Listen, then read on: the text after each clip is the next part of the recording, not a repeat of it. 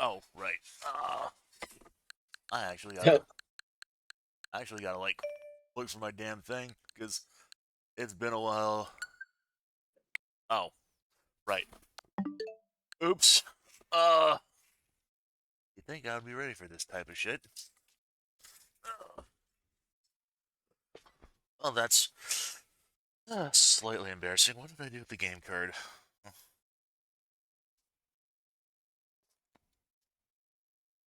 Splatoon 3, that's History Dungeon, that's Air Riders.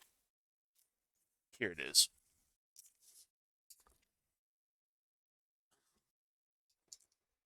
You'd think I'd have actually been set up and been ready to roll when it's not like I had ample opportunity to do this.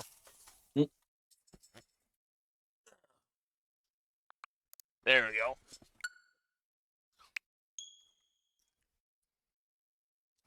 It's only just a minute in the stream, so we ain't losing out on anything.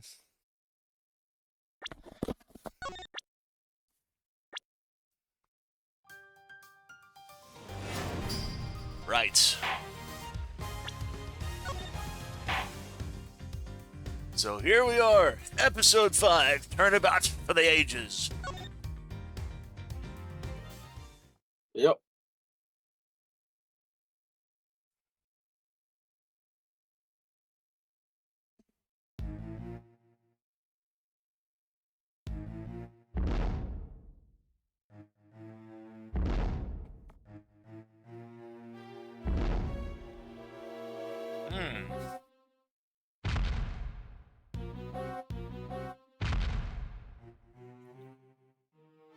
Something's going.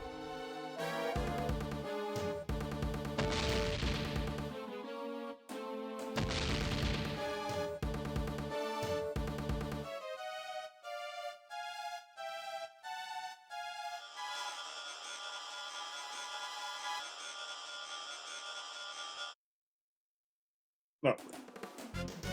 It's Moozilla!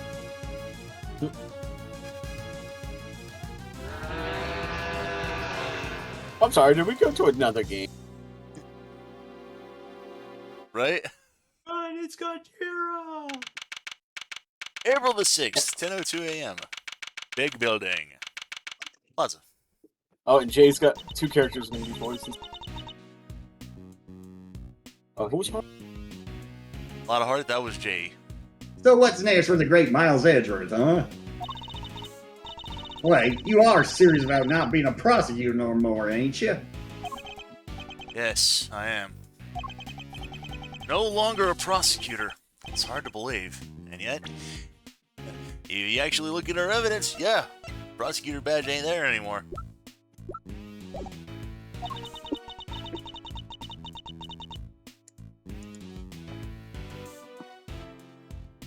I can't stop thinking about what Mr. the Killer said.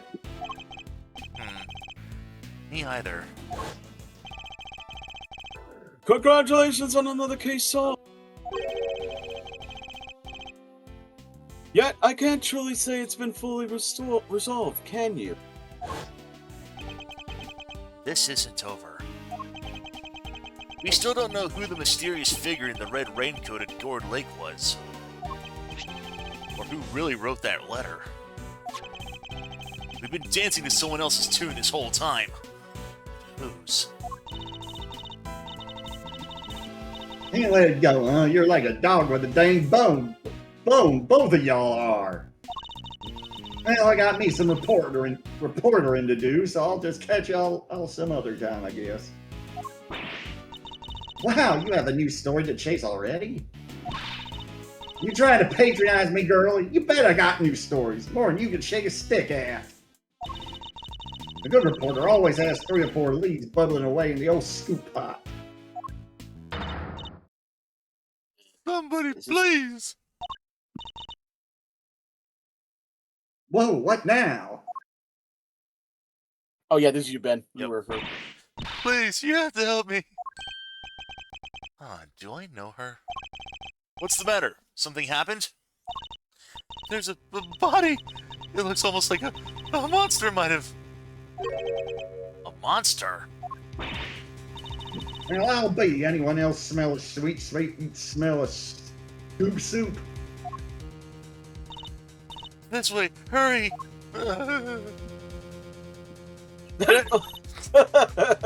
Oh, these run What's cycles. happening now?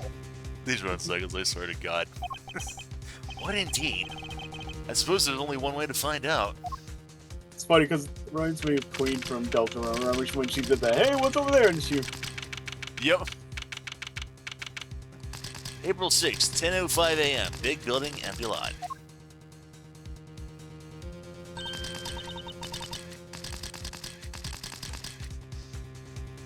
These look like.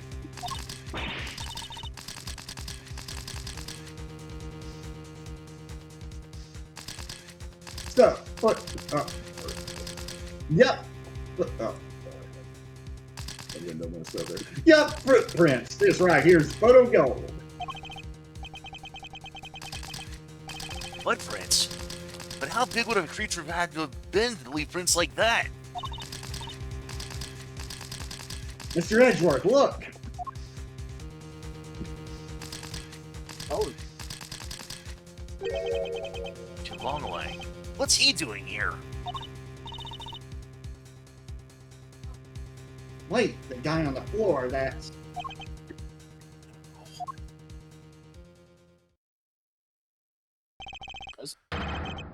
Dijun Wang, President Zhang Fa!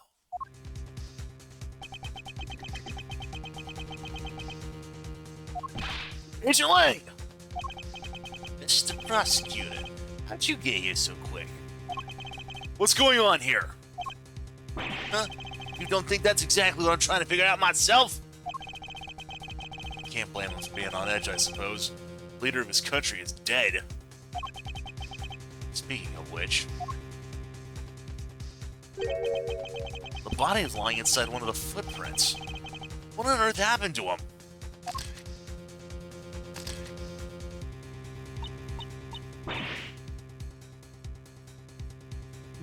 Monster! Monster?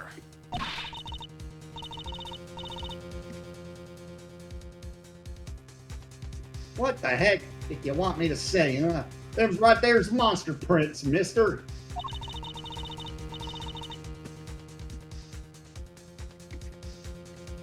That big old battle.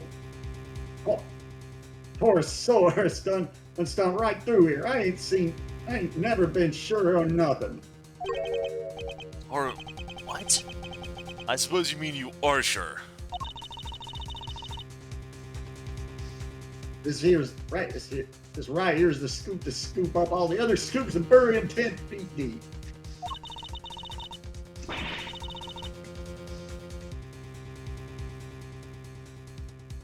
Man, and trampled by giant monster. They'll leave with that in every paper from here to Honolulu. Ridiculous. There's no such thing as monsters. Wait.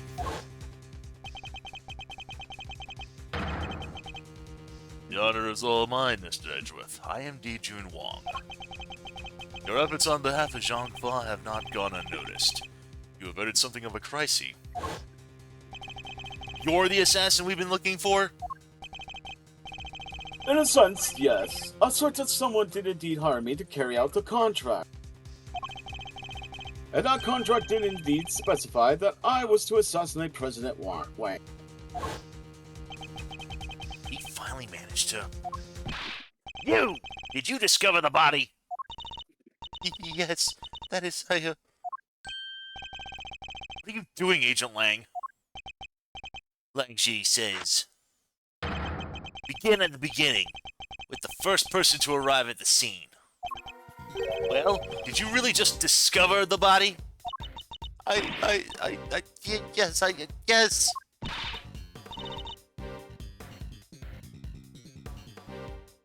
Hey, go easy on her. Can't you see she's scared? I don't think he's in the mood to go easy on anybody. Ah, no one's getting it easy today. You have any idea who that is lying dead over there? That's President Wang, leader of Zhang Fa. Hold it! Please, Agent Lang, you don't seem your usual self. In more ways than one, in fact. When we first met, you had more underlings than I could count. You were known for your unrivaled arrest rate and cool head under pressure.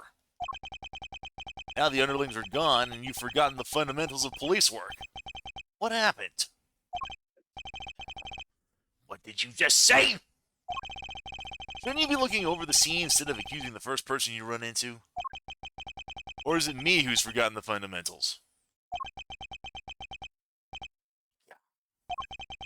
I don't need you to tell me how to do my job! I was just about to get started. Good. It seems to have calmed him down at least a little. We should take a look around too, Mr. Edgeworth. Yes, I think we should. At least until the police arrive. I'm not strictly supposed to conduct investigations anymore. Don't nobody need to do no looking around. I done told y'all who did this. It was Taurosaurus, or my name ain't a lot of heart. Wait. No. Now, who did this? What did it? What did it? Yeah, that. Are you quite finished? We have an investigation to be getting on with. Step aside, please. You can't order around me no more, mister. You step out of my dang and ways more like it. Don't mess with this here scuba of mine, and there'll be heck to pay and then some. Yeah, Mr. Ben. Excuse me. The woman who found the body. Where do I know her from? You're Mr. Edgeworth, right? Do you remember me? Yes, of course. We met on, that case. No way, you two know each other? Yes, as a matter of fact, we do. From somewhere. Great to meet you. I'm Kay Faraday, Mr. Edgeworth's assistant. Wow, I never knew you had your own adorable little assistant. I'm Penny Nichols. I work over at Global Studios. I'm in charge of props. It's nice to meet you. Ah, of course. I just got the name now. Penny's Nichols. Yeah, I was just about to bring it up, but I was waiting for a break in the dialogue. Yeah. One of my old cases involved a murder on the set of the Steel Samurai TV show. She was a member of the crew and thus a person of interest. Yeah, I wonder why he didn't remember that case. Our paths must have crossed several times while it was all going on. And yet, I'd completely forgotten her. It's good to see you again. So if you're here, I guess that means... That's right. We're here on location filming for Global Studios. It's kind of a big feature, to tell you the truth. I was first in today. Wanted to make an early start. But then I noticed something was wrong.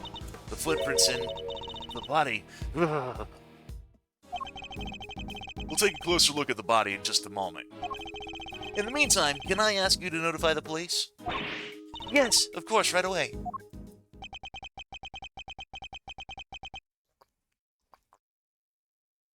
I'll need to speak to her at length a little later. But first, let's go over the scene. There's plenty to look at beside the body. I'll need to examine everything in detail. Hey, Ben, just a heads up, there is an achievement coming up in this one. You really want to get this one. Alright. Sorry, so first examine the body. I'll tell you when the achievement starts to come up, because we're getting close. Right. It really is him, huh? Certainly appears to be. The same man we met only a few days ago.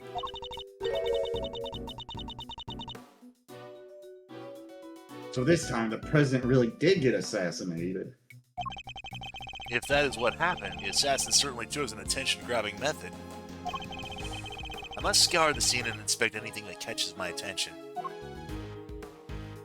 This horn, for one. Oh, what's this white thing here? Wait, it's a bone. Does that mean 2 murders? It looks more like a horn than a bone to me. You want to examine the footprint outlining of the body.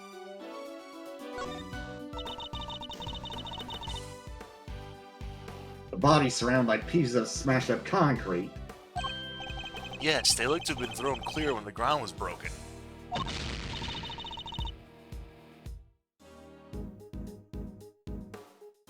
Phew! Sent flying by the mighty impact of a giant creature's foot. Sure, assuming this was the work of a giant creature.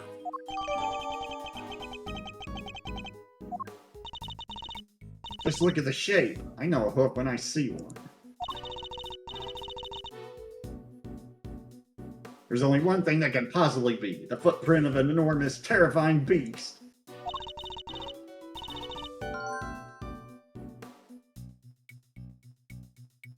And it's not just the one, there are 3. You know that's impossible, don't you? You know that monsters aren't real.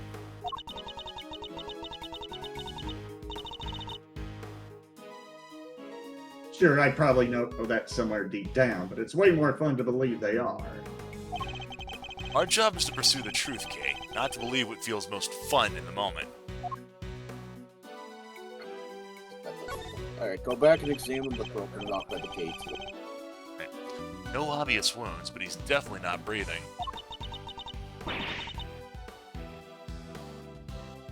So it really was a monster. Trampled by a giant creature? Impossible.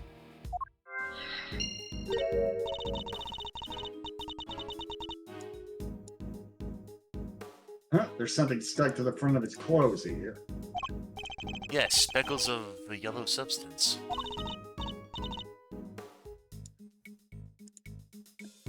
I bet it's monster drool. Yeah, that must be it. Please, Kay, can you at least try to be sensible? We'll need forensics to tell us what that might be. That looks to be pretty much everything the body can tell us for now. I better note it all down. He said head back out and...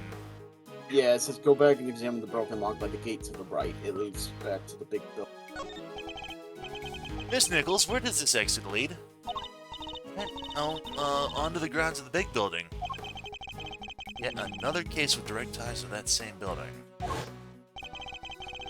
building with the hidden 51st floor used to store the lots for the illicit auctions. Guess it wouldn't be much of a surprise if it turned out to be hiding yet more secrets.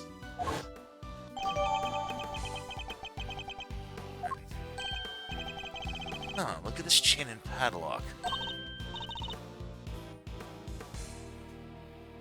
Oh, look at that. Someone cut the chain. They did. I'm sure it was still intact when I left yesterday. I'd say it's possible that this is where the killer entered from.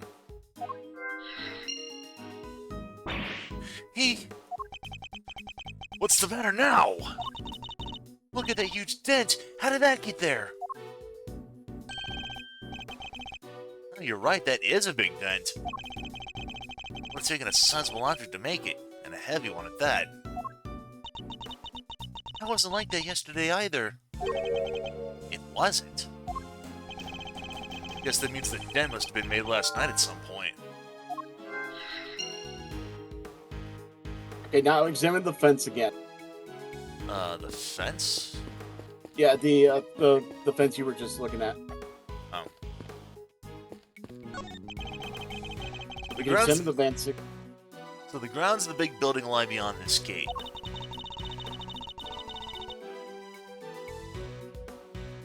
Look at it from here, you'd think it was just an ordinary building, huh? Hey, look over there! Hey! we got ourselves another cameo. There's no one really special around to speak of either. Yeah, about that. No one really special. Oh, wrong button. There you go. I just look at that. Look at what's on the top left of it. Yeah. Oh, well, no one from our current vantage point at any rate. Anyway, we don't have time to ponder such things. We need to investigate this entire lot. Right over there! Oh, that's great. Oh, an achievement. I love that. Okay. Now you go talk to Lon.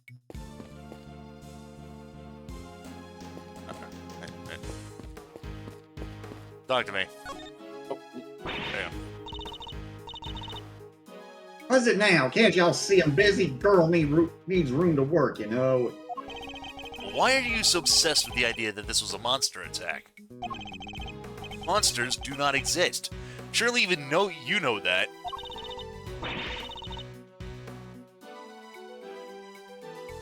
What did you? You don't know what the heck you're talking about. Horse source is real, dang it. I know that for a fact. Oh, kind of like Gordy was. For a fact, huh? And how is that possible, exactly? Cause I done seen him.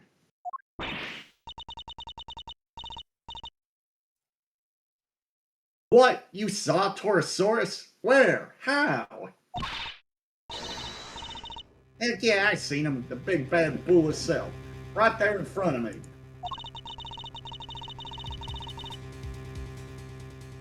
I was up on 51 over at their big building, just yesterday, right?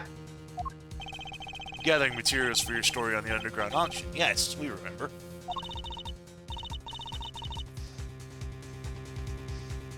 Well, ain't you just Mr. Memory Man? That's right, I done seen him right when I took that photo. Hmm.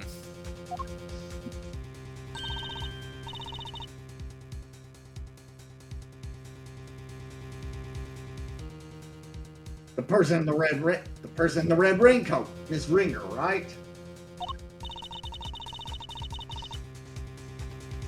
Yep, yes, y'all see that blind right there next to little Miss Redcoat?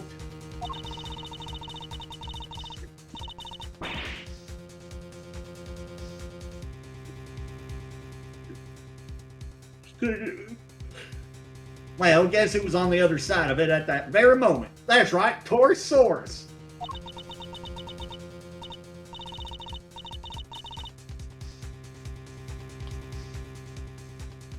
But there's nothing there.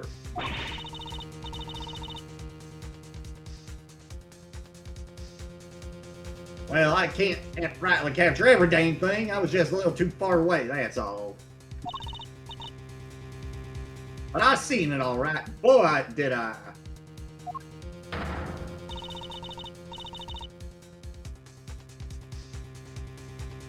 Torosaurus's big ol' eyes staring right at me, peering right.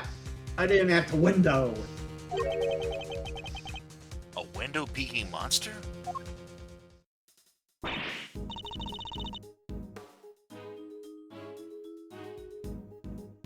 Anyway, I ain't got time to be shooting the breeze with y'all.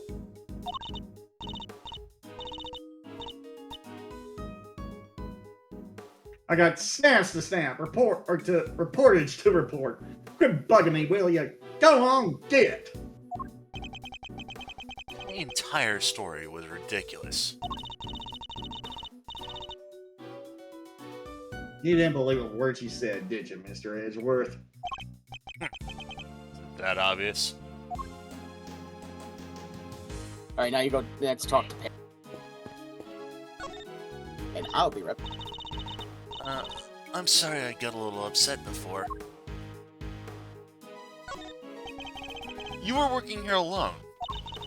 That's right. I came before everyone else so I could get everything ready. But as soon as I walked through the gate, I saw the footprints. Monster footprints first thing in the morning. That must have been a real shock. It was. They weren't there when I left yesterday evening, I'm certain of it. So the footprints must have appeared late last night. At first glance, I thought they were part of the set. But then I got closer and I saw someone was lying in the middle of one of them. You didn't notice until you were right up close? Yeah, my eyesight just seems to be getting worse and worse lately. I think I may need new glasses. I didn't notice it was a body until I was right by it, which was why I got so shocked and ran away. That must be when we bumped into her. So you were shooting a movie. It wouldn't happen to be a Steel Samurai movie, would it? Nope. Oh. Well, damn it! This one's a creature feature. You know the Torosaurus movies, right? I'm afraid not.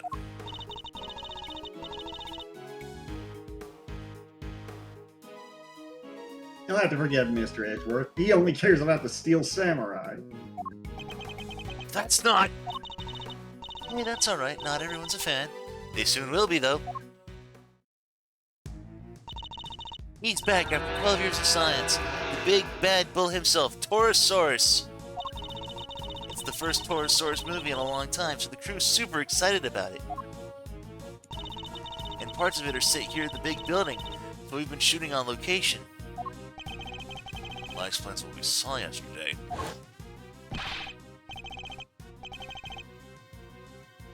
What's happening here? What's going on with the building? Just stay calm and talk to me, kid.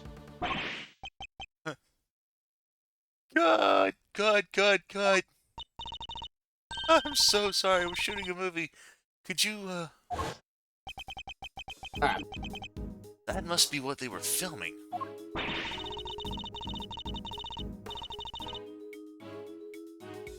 So does Torosaurus smash the big building to pieces in the movie? I bet he does, right? Wouldn't you like to know? You'll just have to wait to find out in the theater. Here, you can have this if you like. Oh, thank you. An epic rivalry is born. Torosaurus versus Gordy. Gordy? Huh. That's right, it's not just Torosaurus on his own this time around. He has an arch nemesis. You know Gordy, right? The monster from Gourd Lake?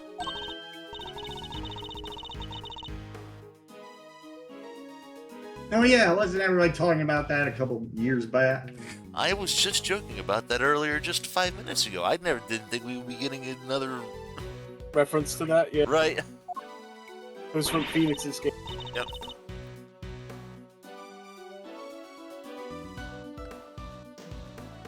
The mysterious creature in the lake that showed up in that one photo.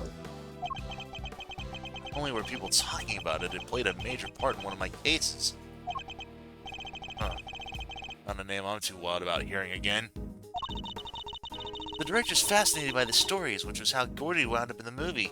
A little behind the times, but better late than never, I suppose. Just wait till you see those two legends tearing into each other on the big screen.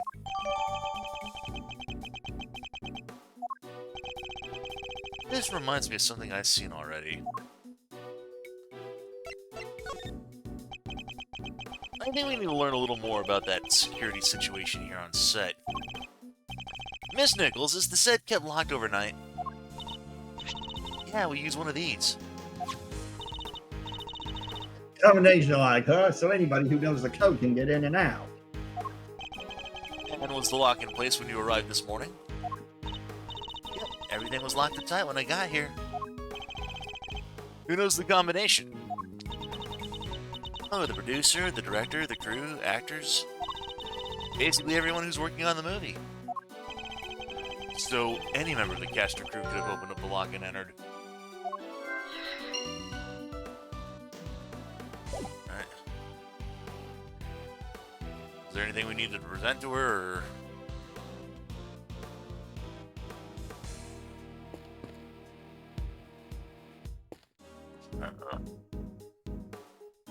How about that clapper on the left of the movie?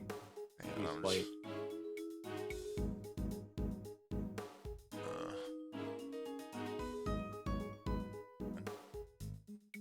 Alright. Combination lock. Good.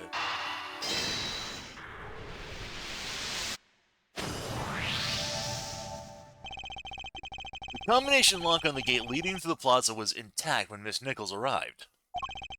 But the lock on the gate leading out to the side of the big building had been cut. Now what does this tell us? Easy that the killer used the side gate. Precisely. And it tells us something else important as well. Namely, that our culprit did not know the number for the combination lock.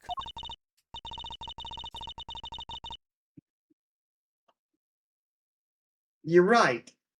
It would have been way easier to come in that way if they did. Instead, they choose the classic thieves route, the lesser known side entrance. This is no run-of-the-mill criminal, Mr. Edgeworth. We need to keep our wits about us. I'm not sure we should be excited by that fact, Kay. Anyway, we know that everybody working on the movie knew the combination. Which makes it likely that our culprit wasn't a member of the cast or crew.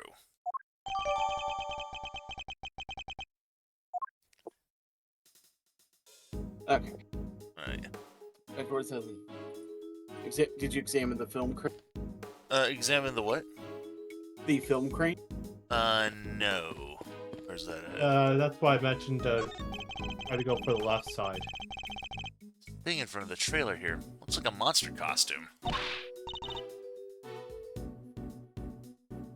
Wait, what? That's a costume?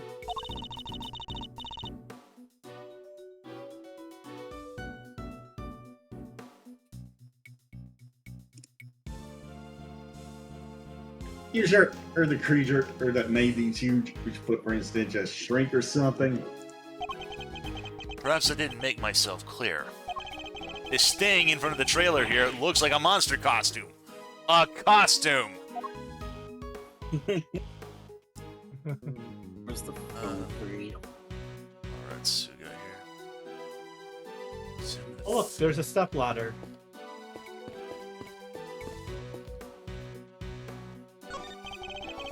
This looks like equipment used by the lighting department.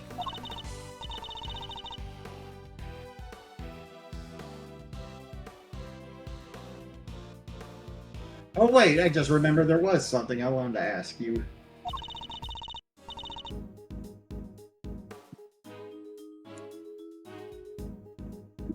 Could you maybe light me up when I'm doing something my next robbery? Help me look super cool. That sounds counterproductive, Kay. You want me to shine a light on you while you're committing a crime.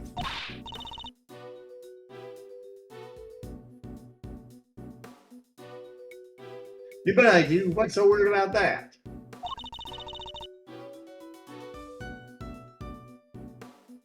What's the point of me doing my great thieving in the dark? So that nobody sees you committing the burglary? Hey, you are not a Lupin Ranger.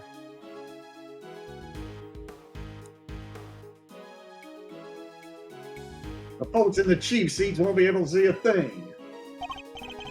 Wait, you're imagining you'll be committing this robbery in front of an audience? Yeah, where's the, that was the film crane. Where is it? I think it's this right here.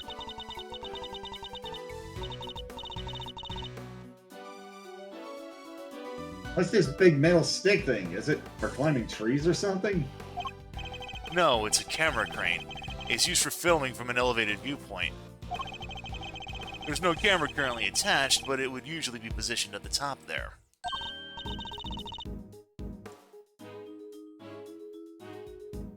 Gotcha. Sounds perfect for casing a place before a burglary.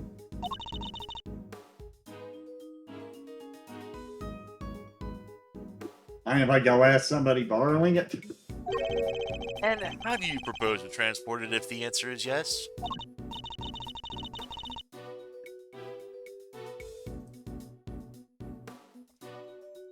Ooh, easy. You take the bottom part, I'll take the top. So I'm helping now? And we got one little step at a time. We'll be back at your place before we know it. And we're walking it back to my house? Then examine the final sheet on the table. Final sheet on the table, I guess. I think that was the table that was near the crane. Oh, See that? yeah, I see it.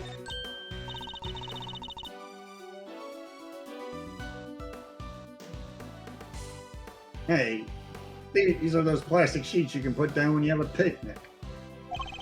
They're plastic sheets, that much is true. But I don't think that's what they're used for. Want me to explain, Mr. Edgeworth? Those are waterproof sheets. We use them to protect the camera when it's up on the crane. If it starts raining while we're shooting, we can just cover up and keep going.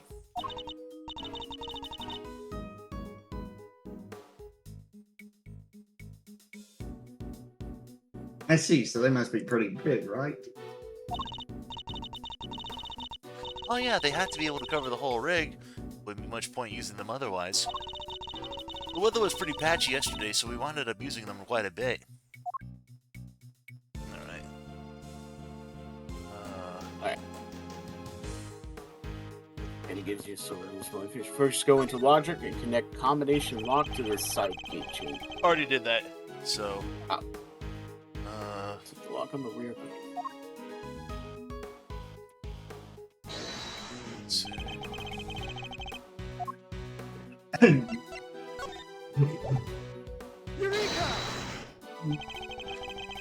This could be one of Torosaurus's horns, couldn't it?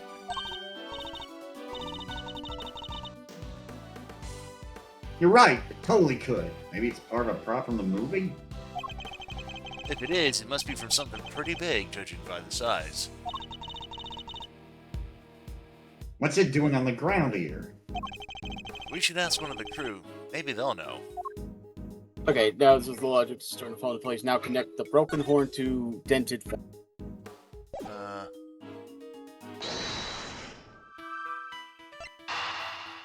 I don't have that on my... Yeah, it must appear after you talk to her. Toro's horn. Oh yeah, I talked about it. This horn, do you recognize it? Huh? Oh, that's part of one of Torosaurus's horns. It's from a model we use for promotional stuff. Where did you find it? On the ground near the side entrance. That's weird. We keep a replica of Torosaurus's head up on the roof of the trailer over there. And it's quite large, I assume? Oh yeah, well, not as big as the real thing, obviously, but still pretty big. And it's just up there. See it?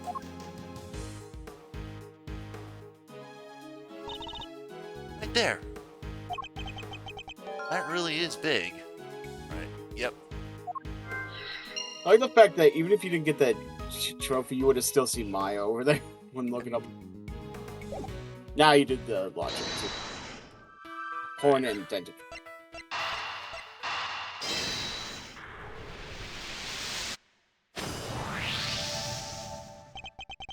Both the dent in the fence and the broken horn weren't there yesterday, according to our witness. Which leads me to wonder. Wait, you think that giant Torosaurus head could have? I do. I think it could have rolled off that trailer roof and landed in the lot below. Seems more than possible. And it also means...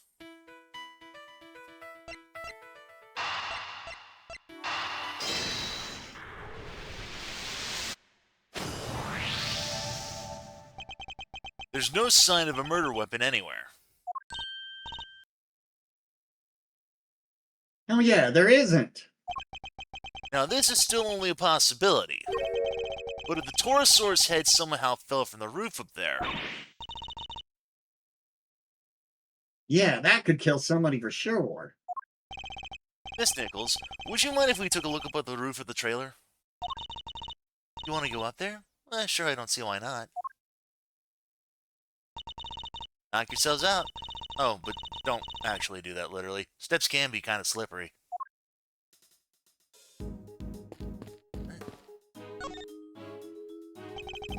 Actually, would you mind coming up there with us? Oh, sure, after you.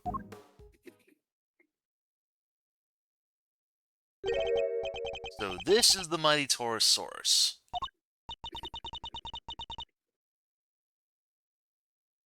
Ah, he looks different from before.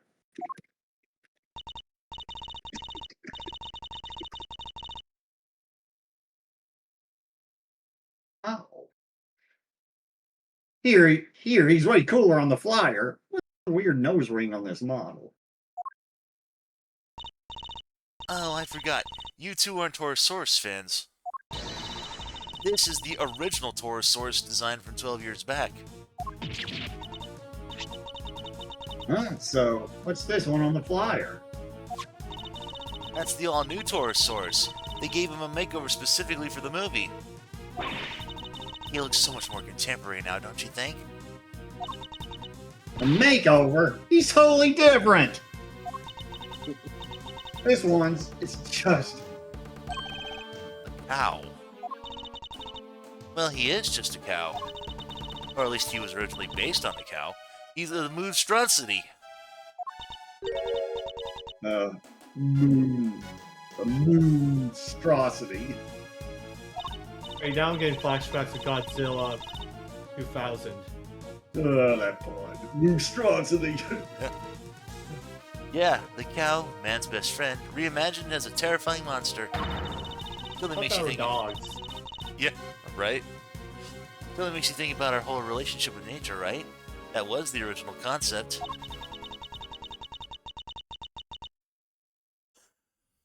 I think the concept might be a little lost on me. Me too, I'm afraid.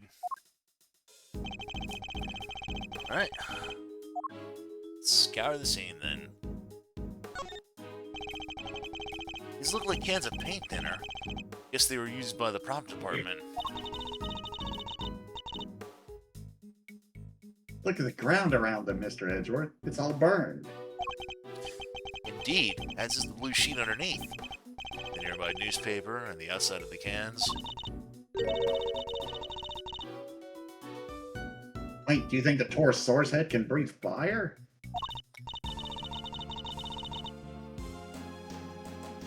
Nah, this old guy doesn't look like the fire-breathing type. That's not even possible, let alone likely. Still, the fire was started somehow. Examine the model.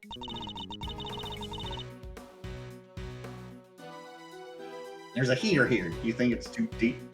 It's to keep the crew warm or something? I would imagine so.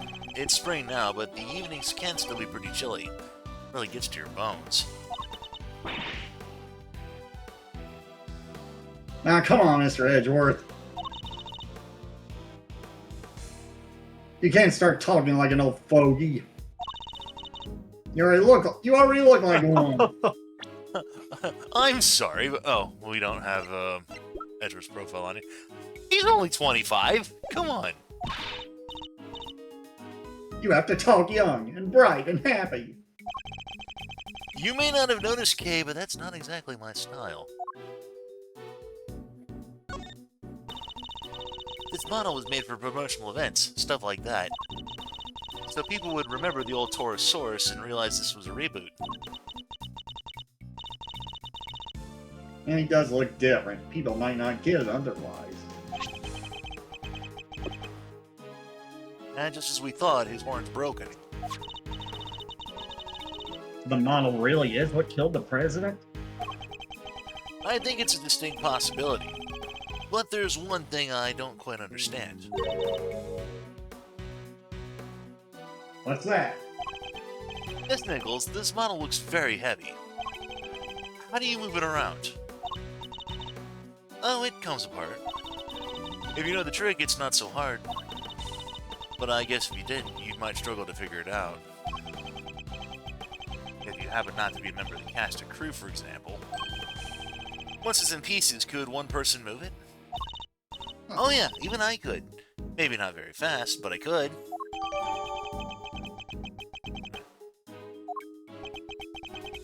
I'm sure I'll remember that face from somewhere.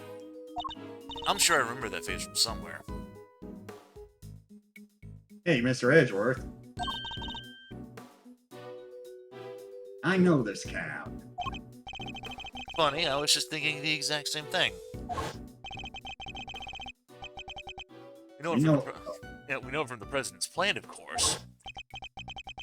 And from the auction. For President Wong's plushie.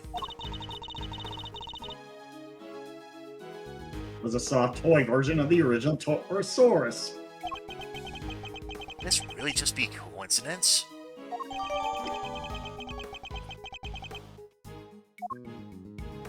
Now examine the table. See the broken table by the head thing? Oh, yeah. It's a wooden table. Sadly collapsed. Parts of it are badly scorched. That's weird. The head should be on that table.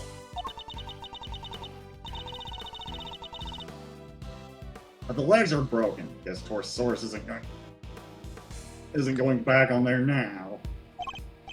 Huh. The scorch marks looked particularly bad where the legs snapped off. I think there might have been a fire up here.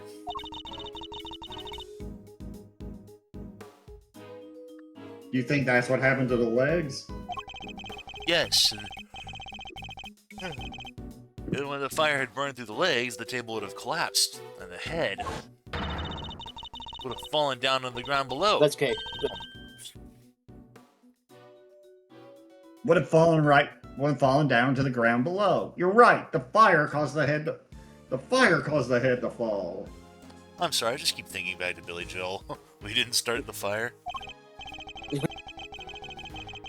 Indeed, and I also happen to have an idea about how the fire may have started. These cans of paint thinner by the heater are pretty flammable. Not a great place to keep them. You're right. I'm sorry, I'll make sure somebody removes them. But the stove didn't get used yesterday. Not while I was here, anyway.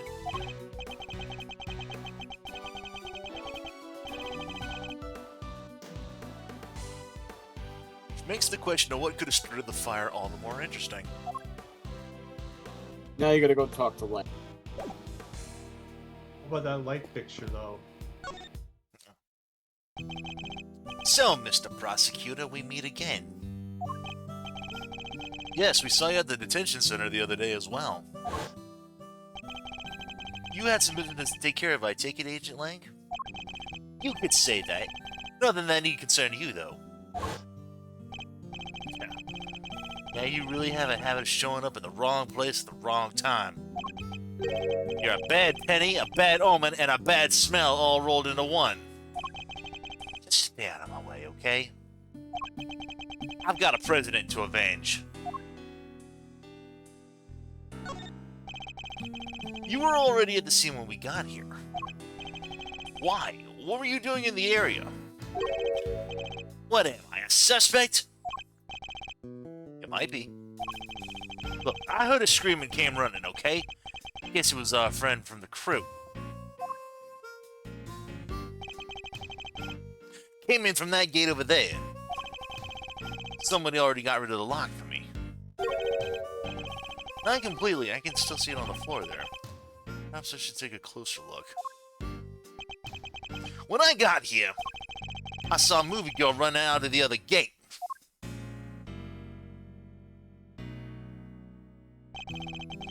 In other words, he arrived right around the same time that we did. So you had business here at the big building? Something like that. A date with destiny, let's call it. He was similarly enigmatic when we saw him at the detention center. Let me guess, you're a huge creature feature fan, and so you came to see them filming the Torosaurus movie? Creature features?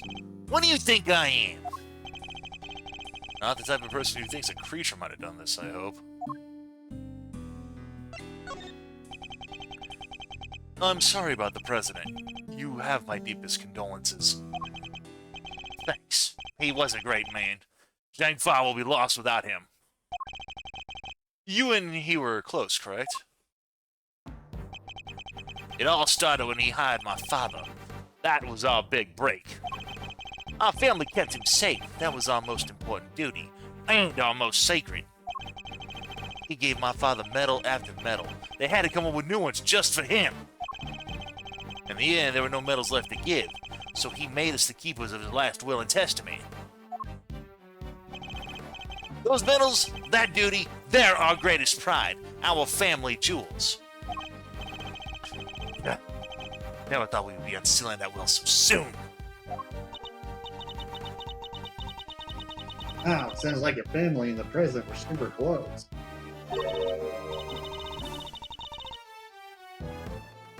But wait, when that whole thing happened at the back of the lake,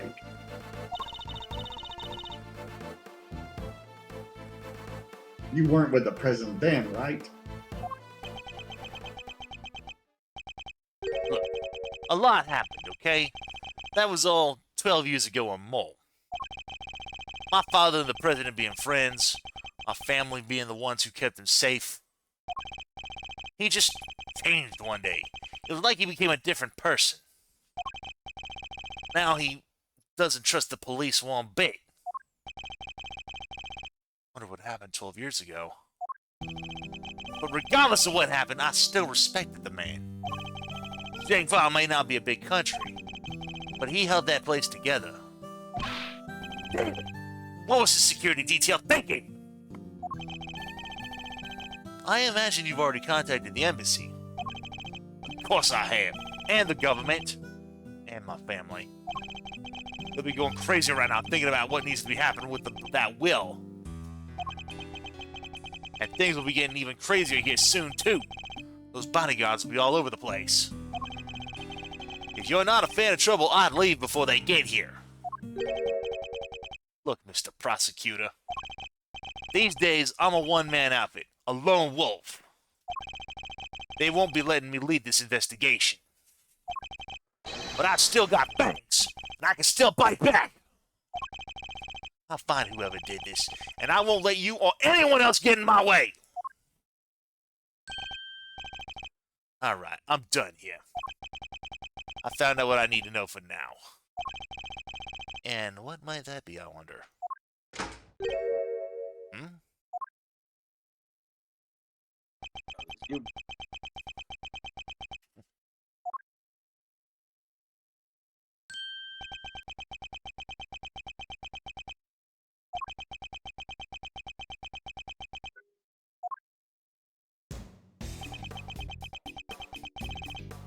Move, old man.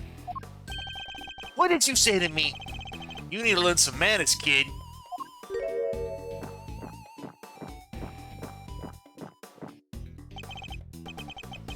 You need to learn when you're in the way. Quit whining and get out of here. What the? I'm so sorry about him. Sean, apologize to the nice man.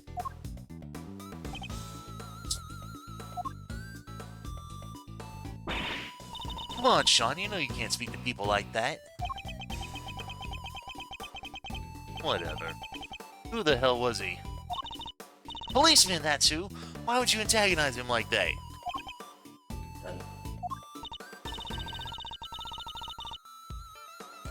I thought there was going to be trouble for a second there. I don't think I've ever seen anybody stand up to Agent Lang like that.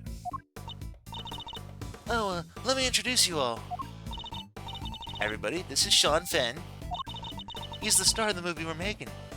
The star? This little boy?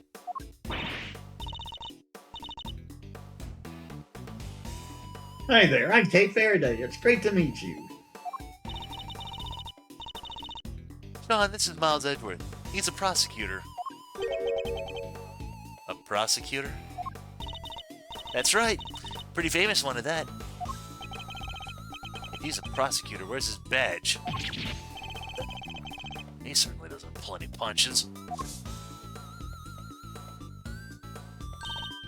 Oh, you, might not want to get too close, Sean. He's right, it's no sight for a child. He's involved in all of this nonetheless. I'll need to speak with him. Alright.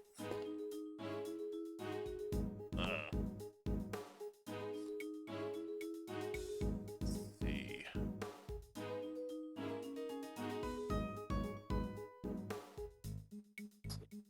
Talk. Yep. Talk to the kid.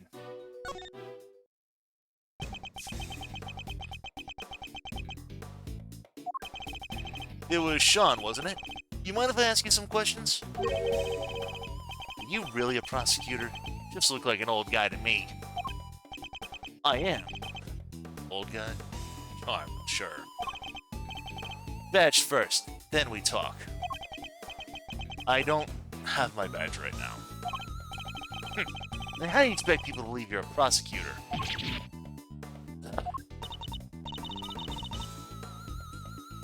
Wow. He's not the friendliest, huh? You want me to try talking to him? Why not? I doubt it can hurt. I never was good with children.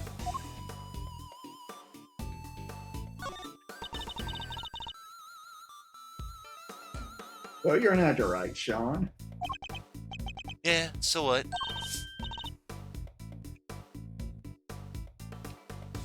It's amazing. You're so cool.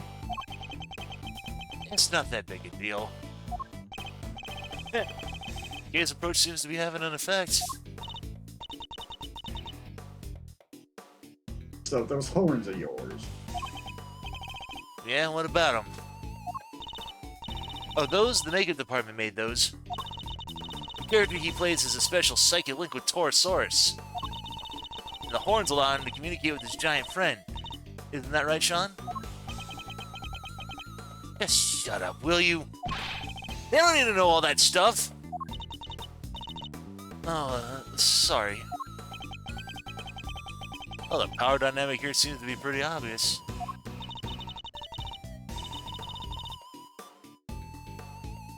Bill, that's kind of amazing, huh? The lead character in a movie?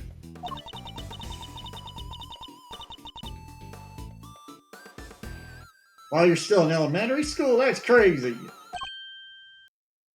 Uh-oh. Oh, He's not a kid, is he? Sean's actually 13. He just looks a little younger.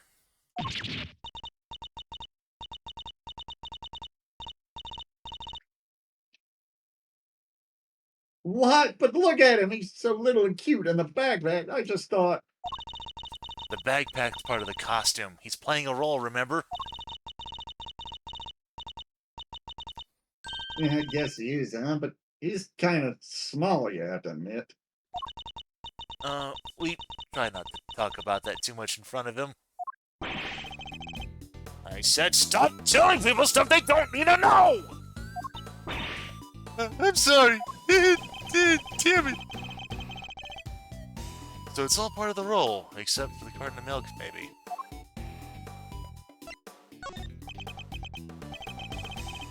The dead guy, that's the president, right? Yeah, you knew him? A little. I met him once. He's meeting with presidents now? Yeah. Guy was a real piece of work. Hey, you can't say that. It's not nice. Oh, hey, Tim's here. He says here he is. He just had to do something.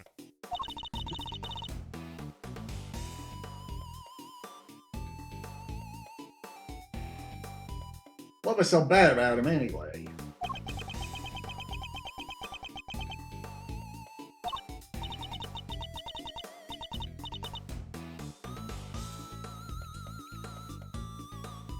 Huh? Don't want to talk about it? Fine, I guess.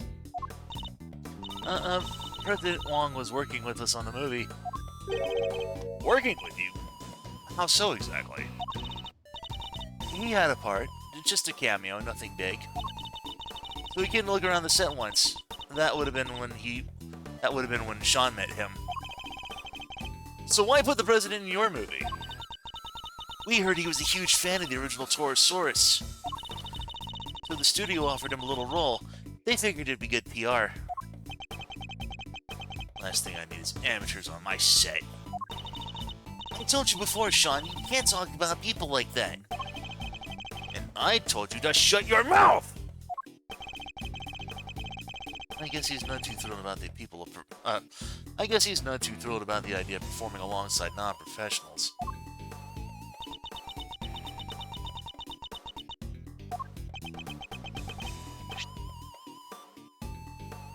Tim says Sean's got that Genshin short male character model. Oh, here. What's this? Oh, wait, from yesterday? A photograph? Yeah, I just got them printed. You can keep it if you want. Wow, such a great picture. You brought it specifically for me? That's so sweet, thank you. No, I just happen to have a spare, that's all. I hope you don't mind me asking, but could we take a look as well? Oh, sure, here. So it was taken yesterday. No footprints, and certainly no body.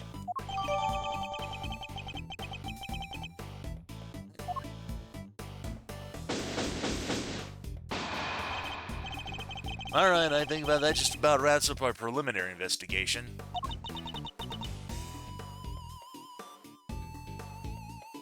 So he was killed by... Yes, by a falling Torosaurus head. At least, that seems the most likely explanation for now. It came down right on top of him, huh? Huh?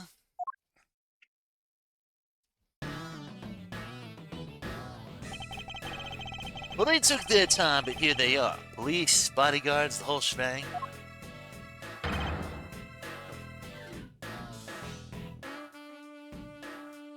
Oh, there we go. This is some random people. Mr. President! It's a little late for that, don't you think? Versus who did this?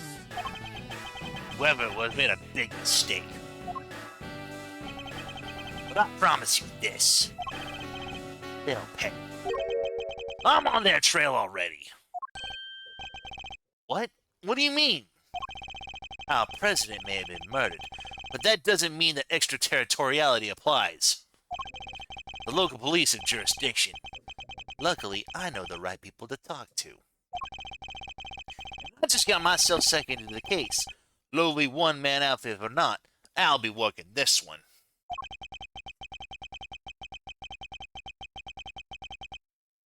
Tim says, now all this guy needs to do is ask if he needs to do the fandango or wonder if he should have ever been born at all. This once, get down, Mr. President, is at once very appropriate and very funny. Sounds like you already have an idea of where you like to focus your inquiries. More than that, I've already caught scent of my prey. Take a look at this.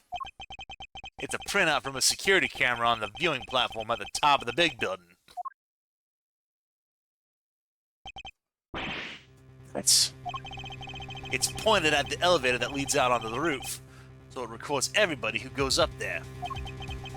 And in this particular case, it recorded the president and his murderer clear as day.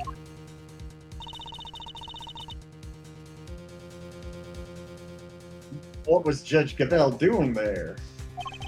He's saying he suspects her of the murder? Mr. Edgeworth, I am entrusting my offering to the goddess to you, so that you may use it to call her final judgment unto Excelsius Winter. The murder goes against everything she believes in.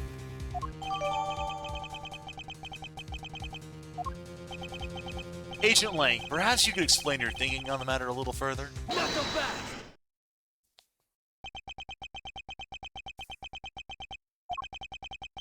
I heard a little rumor while I was over at the big building.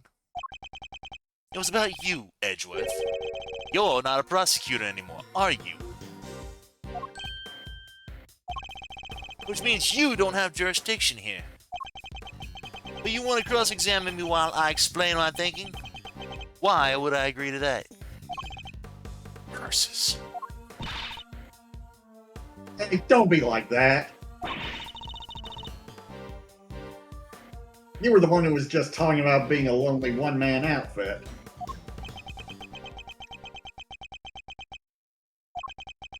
You know what? Maybe it should be you explaining your thinking to me. How come, even though you're not a prosecutor, you're still sticking your nose into this case?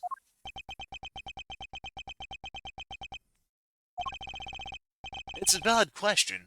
Why am I still here? Perhaps I can clarify that with a question of my own, Agent Lang. Why are you so desperate to catch the person who murdered President Wang? Because above all else, you're an investigator, correct?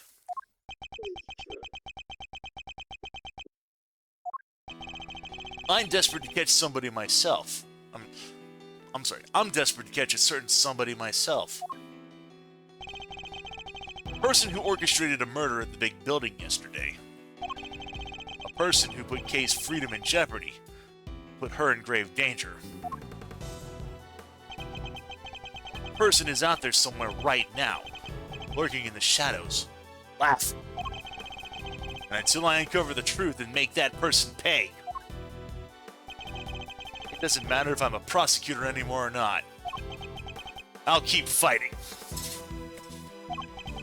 Find the truth, and don't give up until you do. That's a rule I live by.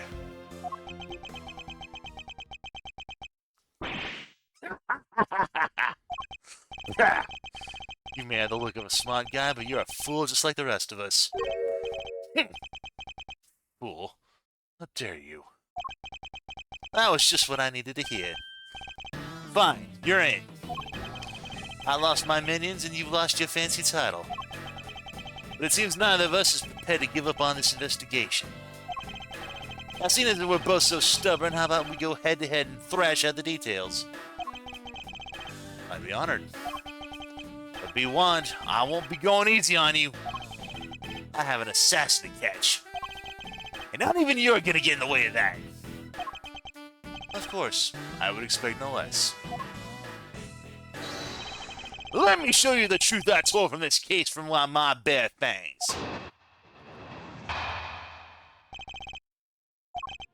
Alright, so this judge friend of yours met the president up on the roof. And then she pushed him, and he landed right here. This all happened the night before last. People had all been cleared from the viewing platform, so it was just the two of them up there. And that pretty much sums it up. No doubt about it. She killed the president.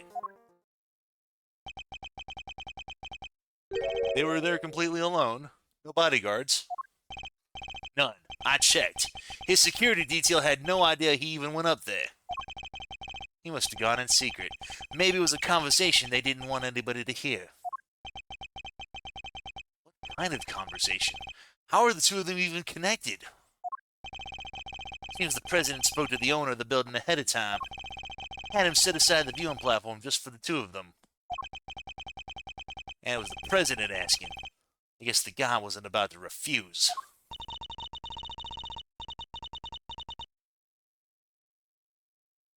The last person to see the president alive really could have been. Yep. Gavel. Did you say her name was? Her. His argument isn't completely without merit. But I noticed at least one glaring hole in his reasoning. That's where I'll need to focus on my counterattack. A behind the scene photo on the second state. Yep.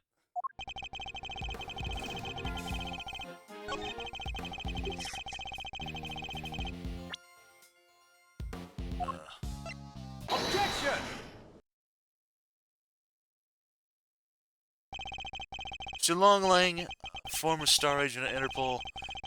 How the mighty have fallen. What? Take a look at this picture. It's a behind-the-scenes shot of some of the cast and crew.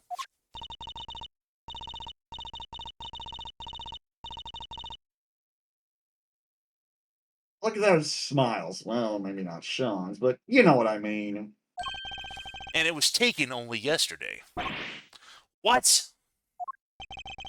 If Judge Gavel really did kill President Wang the night before last, the body would have been clearly visible in the background of this photo.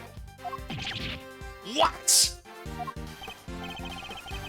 Perhaps you should have taken a little more time to speak with those involved. After all, thorough witness interviews form the basis of any good investigation, as you ought to know. I don't think I've ever seen you so happy, Mr. Edgeworth.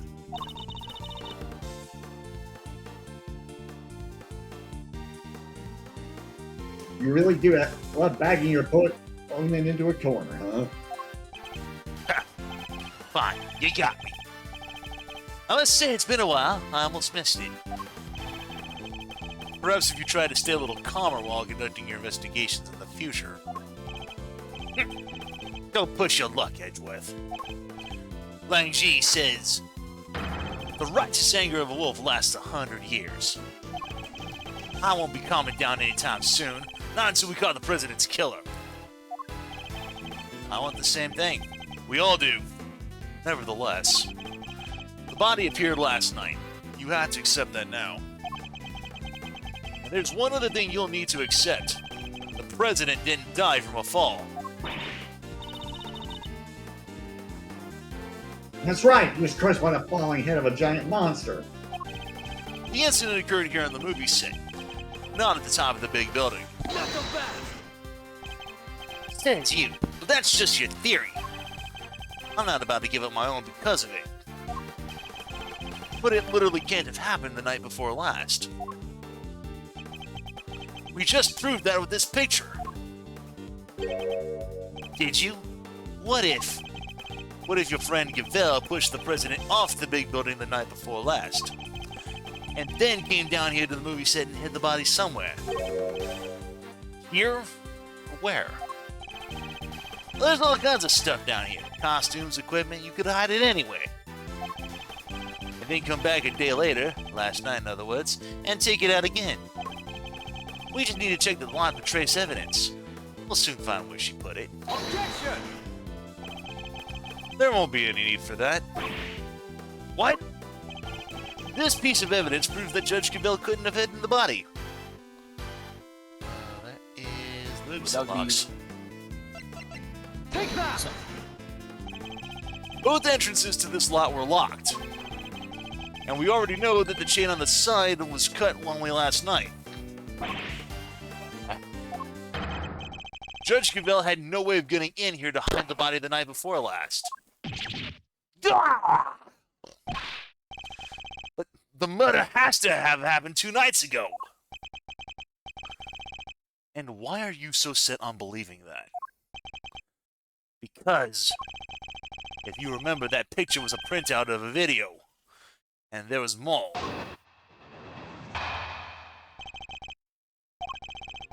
There's footage from a few dozen minutes after your friend went up onto the roof with the president. It shows her heading back into the elevator, alone. You know what there's no footage of? The president himself leaving that roof. There's no other way he could have gotten down from the top of a building that high. Unless he was pushed by Cabell. You say the president was never observed returning from the viewing platform. Yeah, the camera was pointed at the elevator door the whole time. If anybody else had come up or down, it would have been on that tape. In other words, the presence of the camera ensured that nobody could have left unannounced. Oh, I see. That's not good news for Judge Cabell.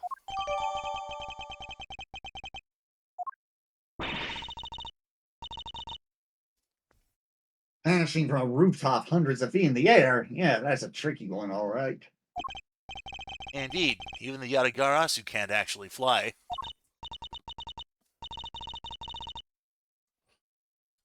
Well, not yet, anyhow. Just need a little more practice.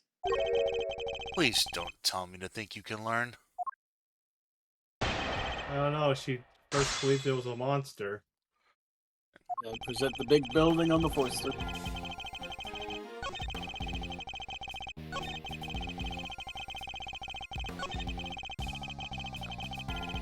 Actually, there is a way he could have gotten in from the roof of that building. He could have taken the area, the entrance to the hidden 51st floor. Objection!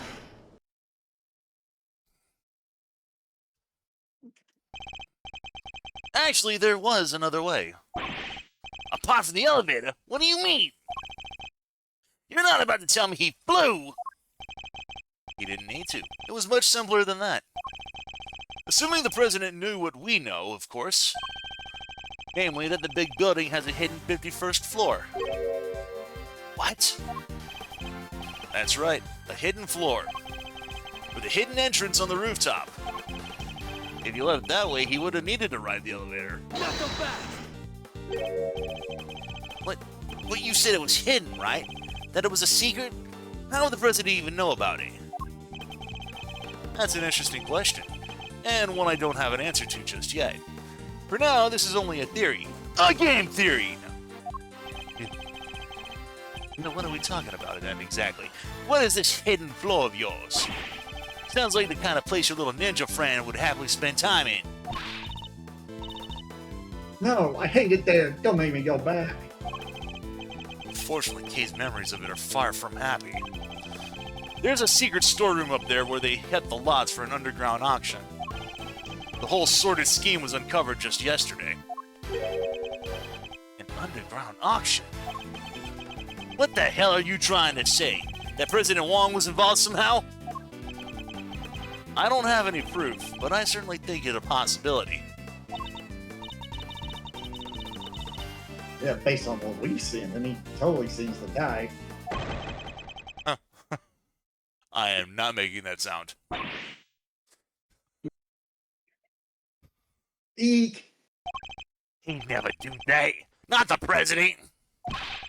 Illegal underground auctions? No! He'd have nothing to do with it. Nothing! What's gotten into him?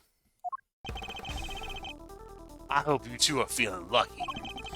When people start saying shit like that, I start biting!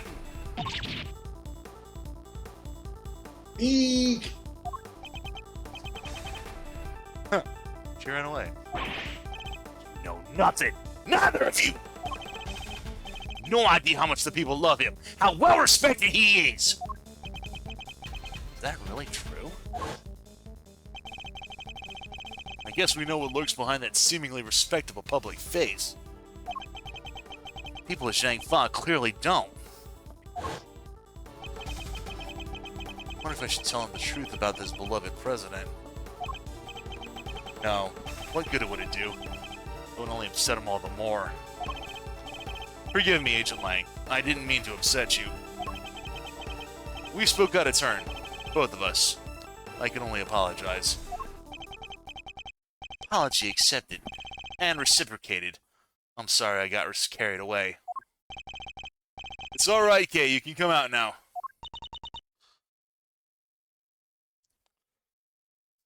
Sorry. It's fine. It's not you I'm upset with. It's the animal who killed our president.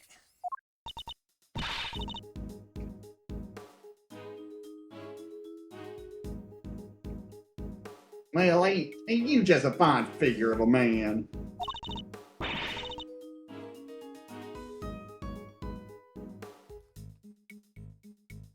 How patriotic and such. Gotta tip your hat to that sort of thing. What are you talking about?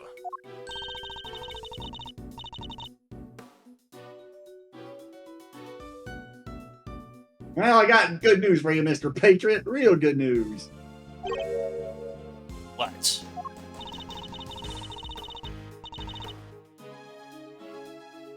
Ain't no way in heck your pal the president moseyed on downstairs via 51. Really?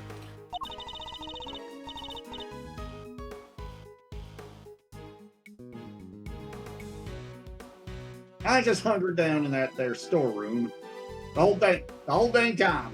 I was peeled like oranges. Of course, she would have already snuck in by that point.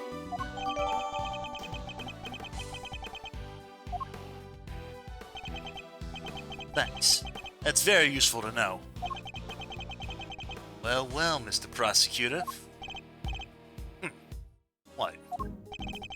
Guess my theory still stands, which means I'm not budging an inch. Nobody saw the president after he met with Tuki Gavel 2 nights ago. That's a fact. But it's also a fact that the body appeared only last night. How could the president have fallen from the roof 2 nights ago and only been found today? Seems a little slow as falls go, wouldn't you say? Sure. There's some questions that still need answering, I'll give you that. And I guess there's one thing we can both agree on.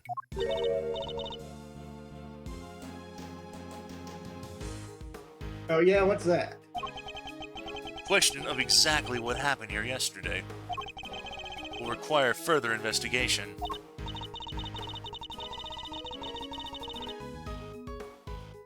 Yeah, I guess all we know for sure is that the body and the footprints appeared during the night.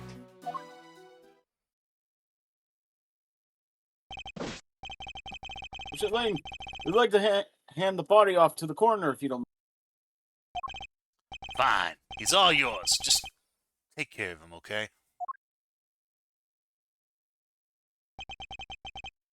Oh, one last. What? We found footprints near the body.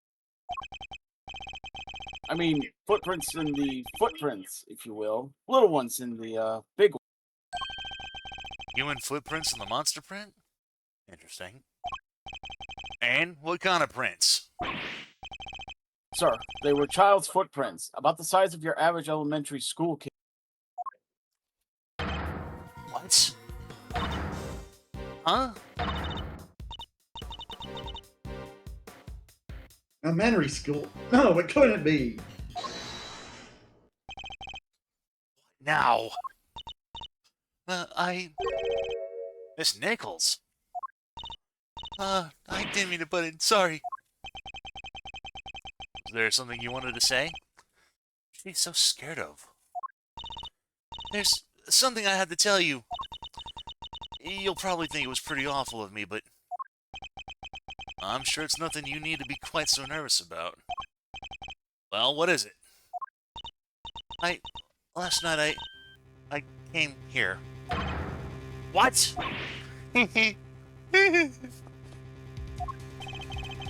You mean you came back to the set? Why? Well, I just wanted to...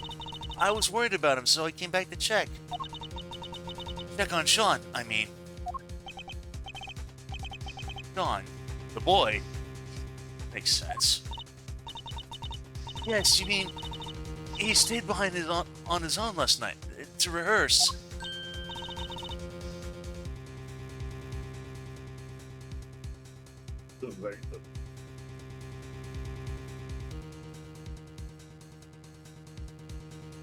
Wow, he really takes the job seriously, huh? Well, this movie is his first lead role, and he's trying so hard to make it perfect. So she might have seen what happened last night. Around what time was this? Let's see, it was sorry after 10, I think. It looked like it might be about to rain, so I got a little worried and came down. And when I got here, well... You saw something, didn't you? Yes. Sean was there on his own, running his lines. And towering above him there was this long, like, really, really long neck.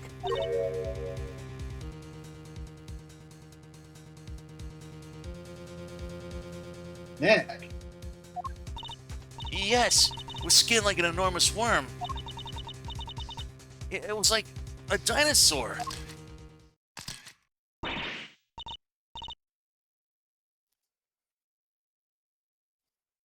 Ah, wait, you mean... Ooh, wait, you mean it must be... Gordy, good old Gordy. You done gave me the slip last time, you slimy old lizard, but I got you now. What? Now Gordy's involved too? Yeah, I think he might be. I was just as surprised as you were. Although I guess Sean was practicing being a kid who can communicate with monsters.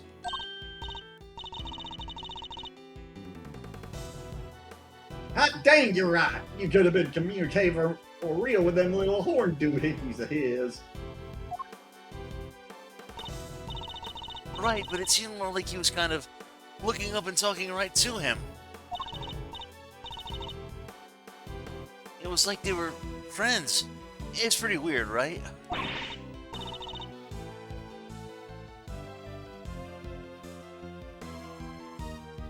Ain't tune is weird. Weirder than a mustache on a mule.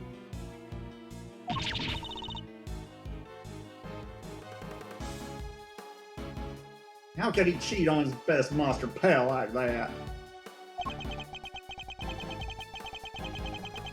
I fear movies and reality might be getting a little mixed up here.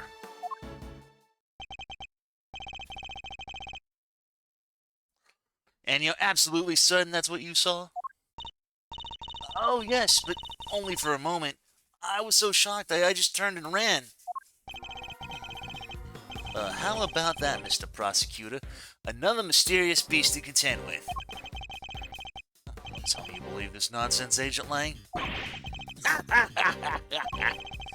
Master Angle's neither here nor there. I think we got a pretty good idea now who we need to speak to next. Young Mr. Feng. If he really was here last night. And there's a good chance he saw something. My thoughts exactly. Prosecution calls Sean Fenn to the stand.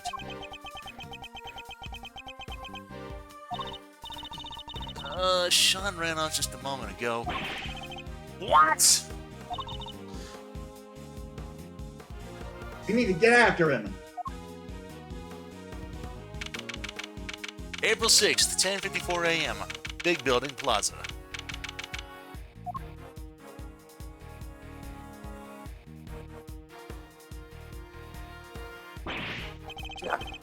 Where the hell did he go? Maybe he just went home? You're right, they won't be doing any filming today after all.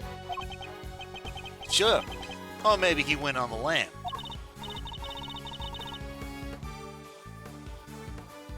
Nah, you're just overthinking things, Shirley. He's a child, Agent Lang. There's no way he killed the president. Not on his own. And who said he was on his own, huh? Maybe a monster gave him a hand? Maybe he summoned one of his creature feature pals to help him. Yes, very funny. I'm not saying the kid did it. Not for sure, anyway. Not yet. But he's our most important witness right now, and we need to find him.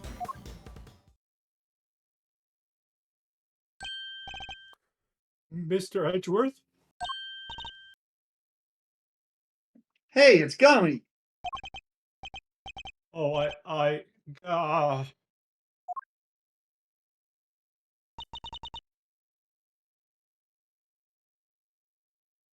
He ran away.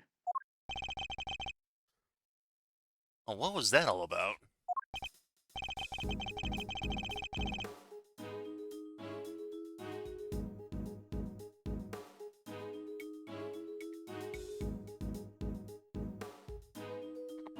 Oh, that just goes to show you. Sorry, I got distracted for something there.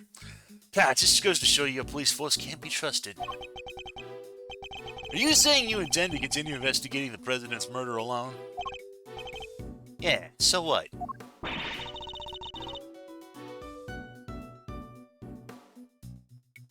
Last time we met you, you had about 800 other agents helping you. Sure. But I told you, I'm a lone wolf now. You got a problem with that? I don't need lackeys, and I don't need friends. All I need are these fangs right here. Keeps things nice and simple. No lackeys, no friends. Anyway, catch you both around.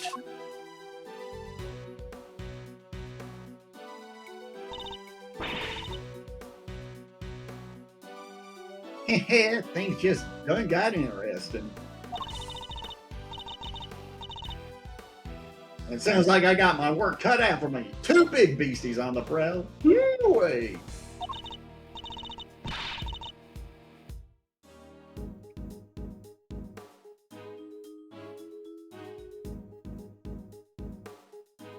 It's raining scoops. If I don't catch at least one, I ain't no shutterbug worthy of the name.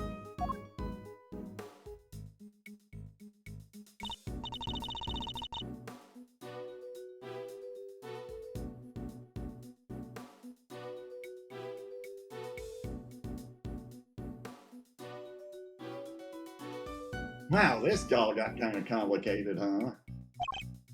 It did. Horosaurus footprints were bad enough. Now Gordy? This might as well be a movie.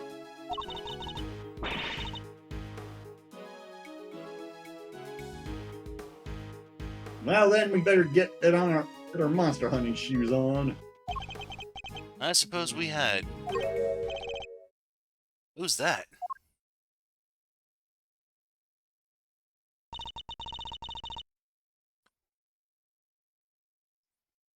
That's one of Agent Lang's old team. We've come across a few of them on previous cases, but this one's on his own. Excuse me. That was worth a long time.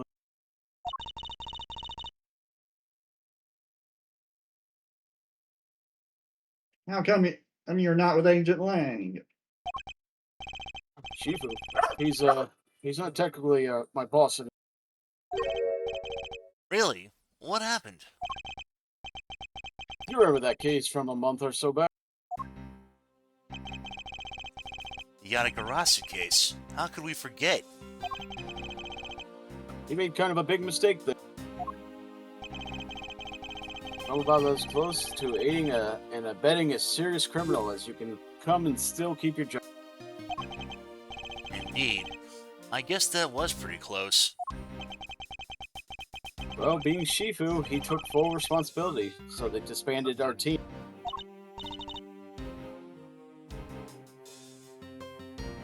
Wow, that's harsh. But it explains why he's now a lone wolf, as he puts it.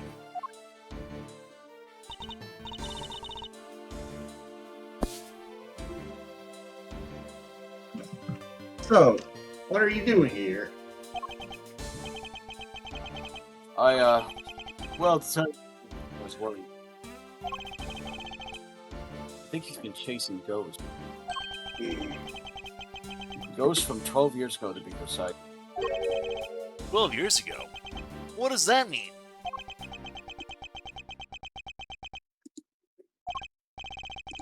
Sorry, I already said too much. Better be on my way. These ghosts of Agent Lang's. Could they have something to do with the case we're currently investigating? Well, it looks like everybody left except us. What do we do now? Good question. Its part went off monster hunting, and I guess Agent Lang's busy trying to track down young Sean. Perhaps we ought to try investigating another angle.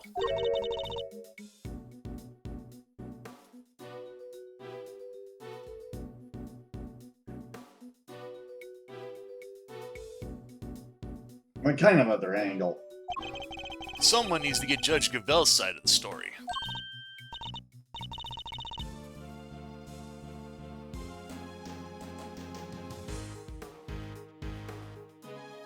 All right.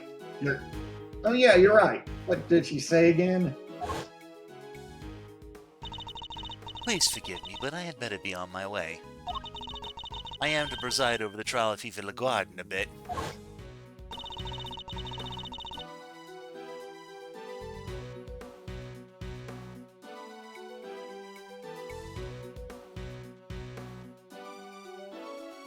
I guess the trial will be beginning right about now. Indeed. I think we better head down to the courthouse, don't you?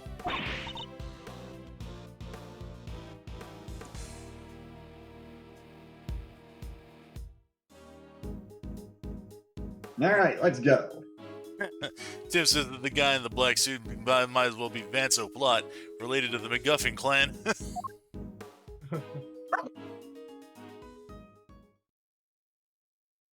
Yep. That was part 1 of chapter 5. We'll go ahead, take a quick save, take a small break, and we'll be back in a short while. Oh, grab a drink, Jim. So, we'll be right with you guys. So.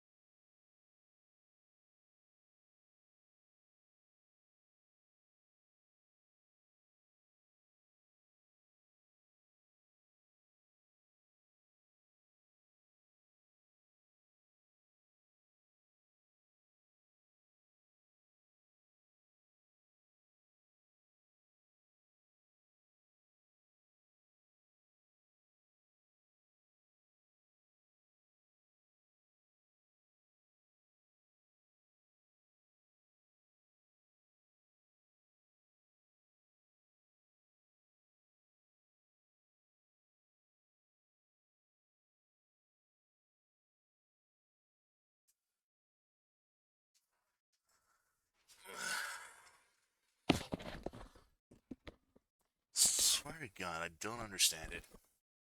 Just bought the damn things and they're already around.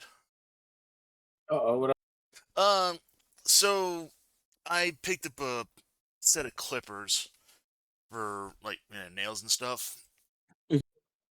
because the one pair that I had some time back basically fell apart on me. This was like an old pair that I had for like years and years, ever since I was like practically a kid.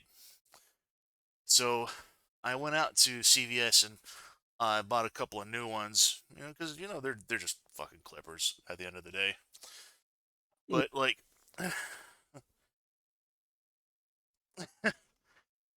I went ahead, I opened one up, used them like one time, and then I like used them again just while we were on break, and the fucking thing somehow that little um that you flip up and spin around uh basically broke off, and like the Oh. thing keeping the whole metal part keeping the whole thing together just kind of like fell out, and I'm like, that's exactly what happened with the last one that I had. I'm like, I just fucking bought these. What the hell?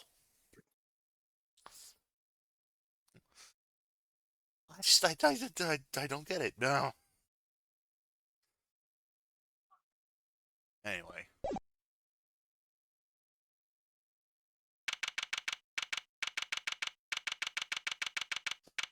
April 6th, 11:23 a.m. District Court. Courtroom 3. Oh boy. Is the defense ready to proceed?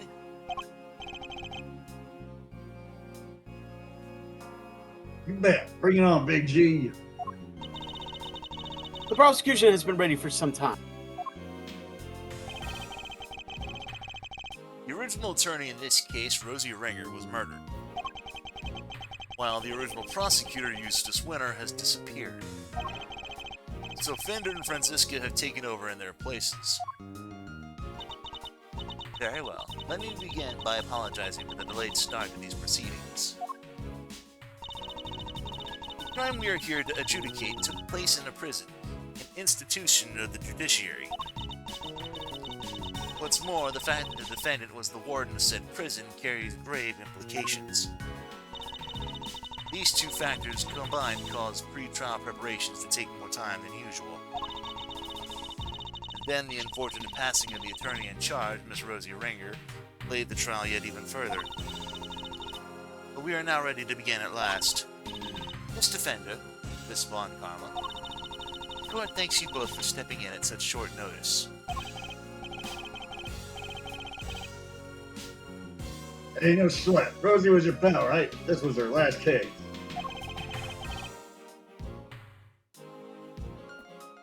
Technically say no, good.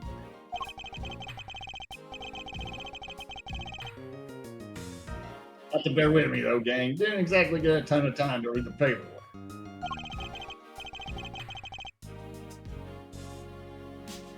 How about you, Fran? Everything cool over on your side? It's hardly ideal for the prosecutor in charge of the case to have run off and abandoned. But justice can't sit around waiting for him to grow a spine.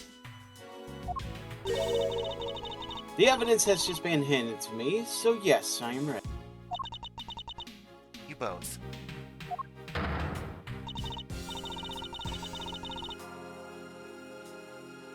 Very well. Bring the accused, Miss Fifi Lagarde, to the stand. I'm sorry. I'm so used to playing one of the attorneys that actually voicing the judge in this particular setting is kind of odd. Jay actually get to be the defendant this time. Yeah. I didn't think we were going to see her again on the... Right? I invite the prosecution to make its opening statement.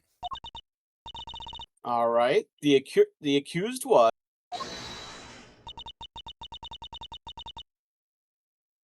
Let me stop you right there, darling.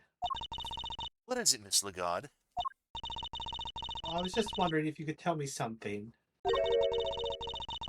Could something be why on earth I'm here? Perhaps the opening statements will clarify that for you. Will they, dear? Really? Fine, carry on if you must. I fully intend to. If you could stay quiet for one moment. The murder in question happened at the prison where Miss Lagarde worked as a warden. The victim, one Bronco Knight, was being held in the detention center. But the prosecution cause will show that Miss Lagarde took him from the holding cells and murdered him. And she did so with this knife. Huh? Is something the matter, Miss Von Karma? How could that? No, the evidence!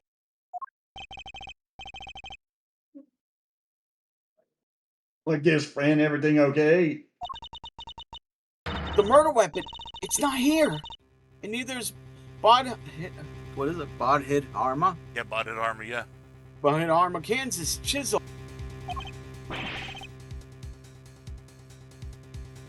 What? Say it ain't so.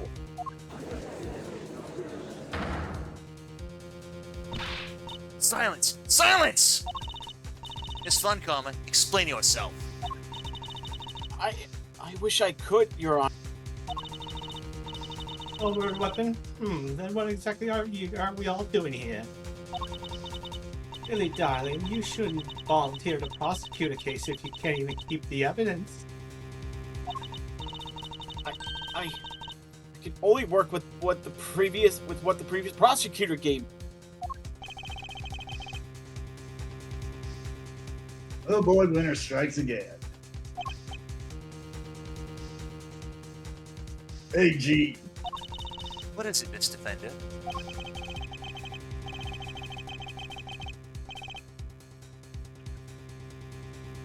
Guess we know where this is going. Let's kick this down on the road a little further, shall we?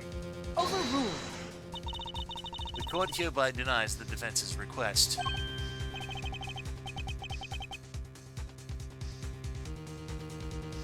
What? Don't be like that. What's the dealio? Absolutely right, of course. We simply can't have any more delays. Get on and show everyone how wonderfully innocent I am, shall we? Objection! Innocent? I'll thank you to take this seriously.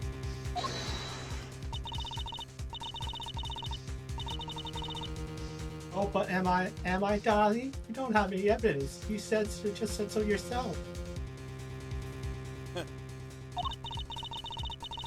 The courtroom evidence is everything. Haven't I heard that somewhere before? Without any of that, you can't charge me with anything. Isn't that right, Verity, darling? It is.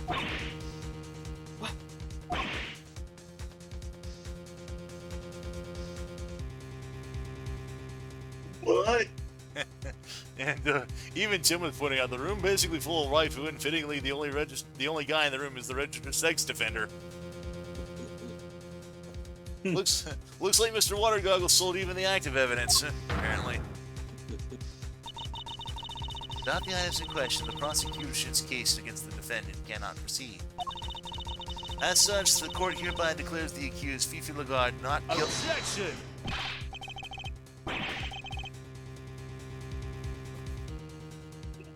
Oh, hold the phone there, Hasty Pants. You can't go dropping a verdict like that. Forgive me, but why is the defense objecting to its client being acquitted?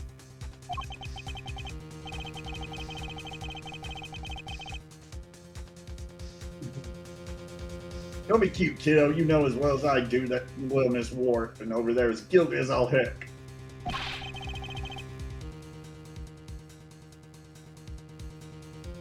As for the murder weapon, you were right there when we found it. Miss Defender, it is incumbent upon this court to see that fair judgment is afforded to all. And as the instrument of the court, I cannot allow my experiences or opinions to interfere with my work. You must think of the Judge Gabelle who was present when the murder weapon was found, and the Judge Gabelle you see before you in the courtroom today as two entirely different entities.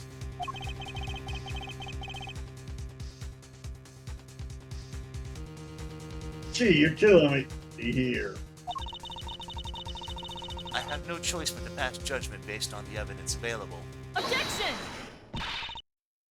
And we have that evidence, just not here. Give me some time, just a little. I'll find it, I swear to you. Prosecution hereby requests a recess.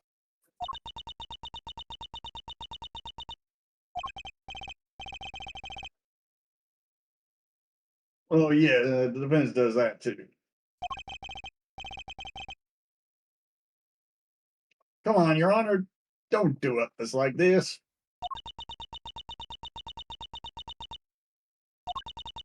Very well. The court accepts the request.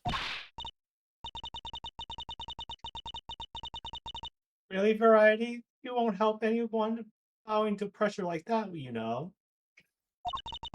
There will be a 15-minute recess. I suggest that both the prosecution and the defense use the time well. Understood.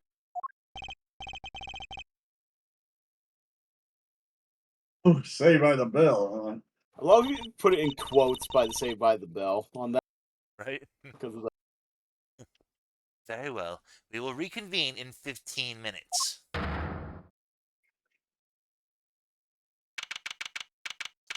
April 6th, 11:38 a.m. District Court, 3rd floor lobby.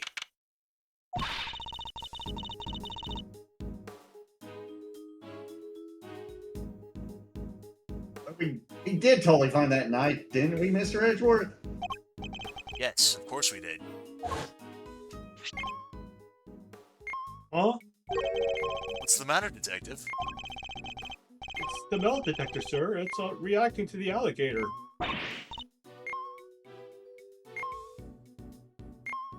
What? How? Metal detector was reacting to something inside her after all. Your Honor, I'd like to remind you of this piece of evidence. Chisel.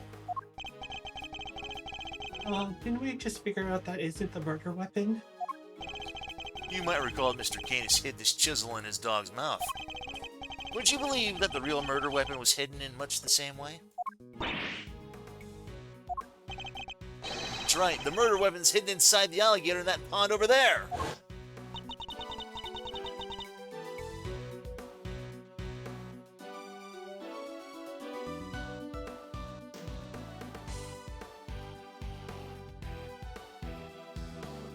So did someone steal it or what?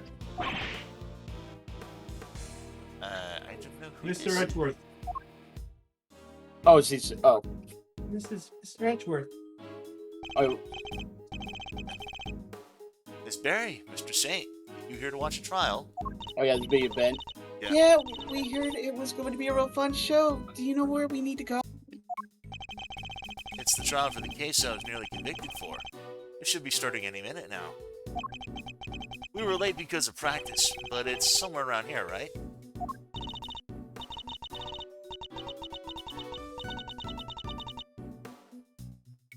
Simone, there's kind of a problem. They lost some evidence. The knife and the chisel. So they called a recess and kicked us all out of the courtroom. What? No, they can't! They're not going to arrest you again, are they? Don't say that! No!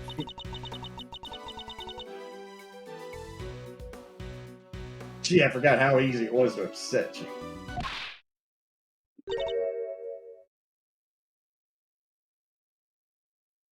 Huh? Dare you embarrass me like that?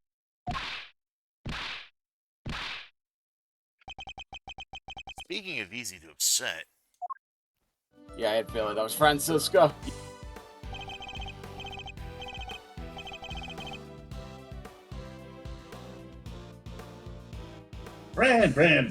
Fredista, Frederella, chill out. Okay, just chill. Well,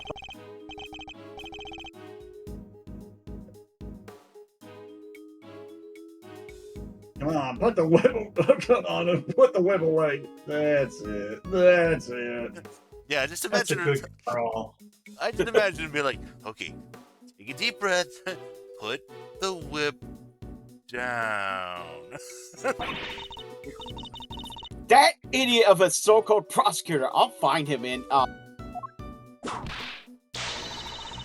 I'll make him eat whip for breakfast, lunch, and dinner.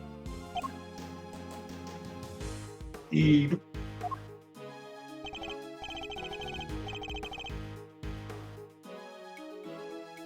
Pastor, you gotta calm her down. Kid's gone cuckoo. No, I'm kind of afraid that's her. Pops? Go ahead. Cuckoo for Cocoa Pops? I say, no, I'm afraid that's kind of her default state there, Eddie. I guess I better at least try. You gotta talk to Francisco first. Oh, Okay, Meister, so you got the old memory back, huh? Sure did, I'm me again. You had me worried 6 days till Sunday. 6 ways till Sunday. Not that other guy wasn't a blast too.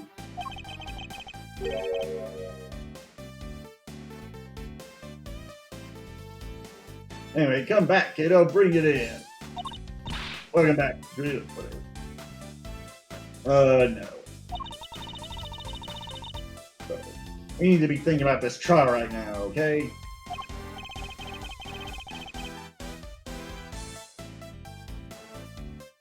Yeah, I guess things did go pretty pear-shaped in there, huh? wait, Ben, don't talk to him yet. Actually, talk to Francisco first because there's a little funny bit of extra fun dialogue you can do after you talk. And I don't know if it skips the next part. Right. Oh, it's you. Oh, it's you. Good morning, Mr. Ex-Prosecutor. Francisco? You shouldn't be here, you know. You're not in the right line of work anymore. You should be at home planning whatever it is you mean to do with the rest of your life. What are you gonna do, Francisco? You only have 15 minutes. Don't you think I know that? And wipe that infuriatingly reasonable look of your... You're like a news anchor calmly reading the news or something. And it's utterly exasperating. It's probably better that I don't rise to that.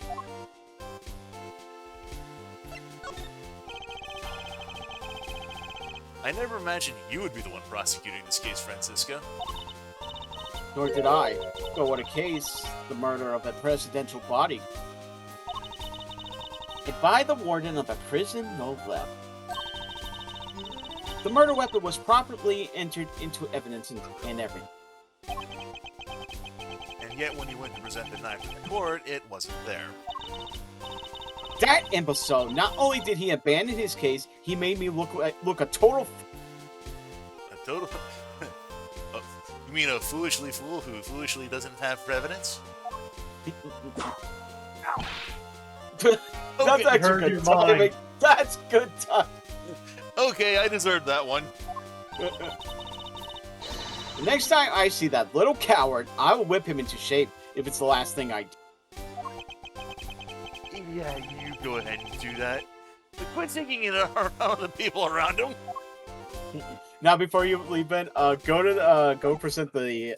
There's a little... No, I mean, present something to her. For a bit of extra fun dialogue, present the crime scene note. This is the president of Zhang 5? Zhang... It is Li Jun Wang himself. His body was discovered just a short while ago. What? There must be some mistake. There isn't. I saw it with my own eyes. It's true. And are you suggesting that his death has something to do with my current case? No, not exactly. We were just hoping to speak with Judge... Miles Edgewood, are you deliberately trying to distract me with irrelevant evidence? Ow! I'm sorry, I shouldn't have shown that to you. What? So you're saying you're going to start hiding things from me now? Woman, make up your mind. Ow times 3! Didn't say anything right. Yeah, it was just for that little bit of fun of dialogue. Now you can talk to Eddie.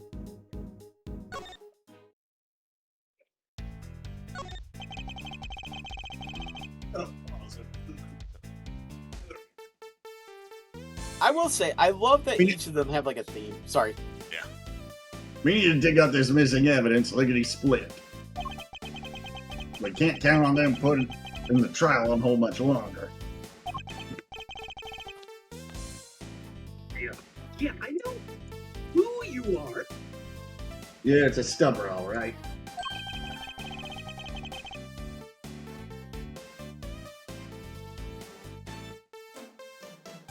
At least I'm kind of sold off her to go find it for us. Well, I don't know exactly where Gumshoe is here, so you're kind of out of luck on that one. And with less than 15 minutes, no less. That's an expectant look if I ever saw one. But yeah, I'm with Radio on that. I love how everyone has like their own theme.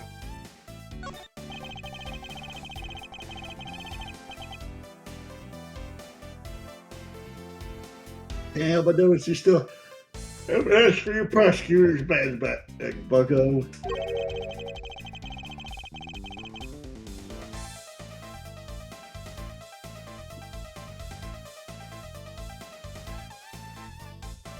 Finally decided to come over the path of righteousness with me and your old man, huh? Committee has my badge, that much is certain, but I haven't given it up just yet. I'm still not ready to walk in my father's footsteps.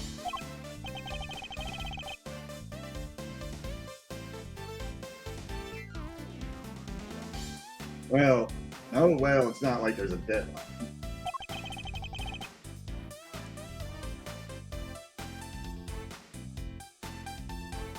You do for as long as you need. Yeah, even Tim's agreeing with the Lietmo test there. It's a constant strength of the series, yeah.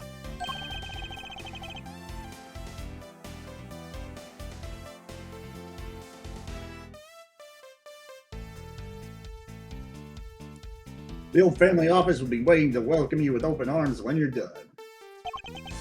Thank you, Fender.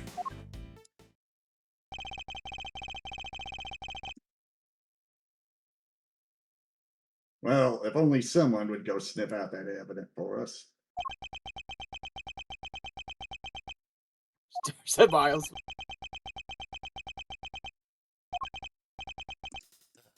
Fine, we'll do it.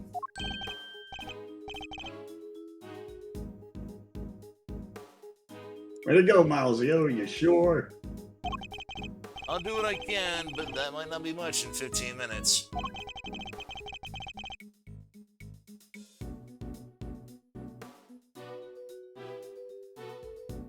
And me will buy you as much time as we can, okay?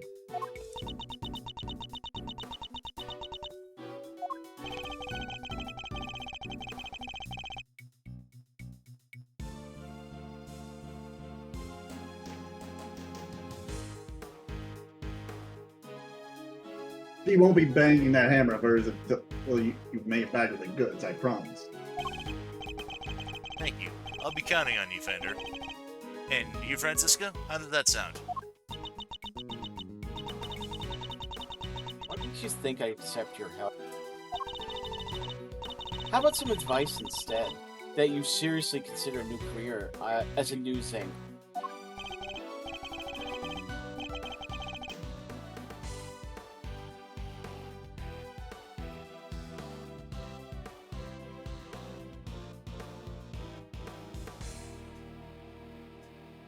Come on, friend. Clock's a TikTok in here. Time to step up to the plate.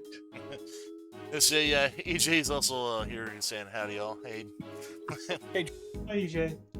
And Tim also points out, yeah, typically I would like go into the running gag and typically saying dot on some of these ellipses here. Yeah, normally I would, but you know, the thing about a running gag is that you kind of got to know when to use it and when to recognize when it's being overused sometimes. So, Alright, fine. We will stall the trial for as long as we can. But you better get your ex-prosecutor behind in gear. You know, I quite like having you run errands for me. Maybe that could be your new career instead. I'm not gonna be your gopher. I'm not gonna be your dog. I'm glad you're on board. I can help too. I don't want to be arrested again. Oh, that sounds fun. Can I play? Alright, that would be very helpful of you both. Very well, where shall we begin?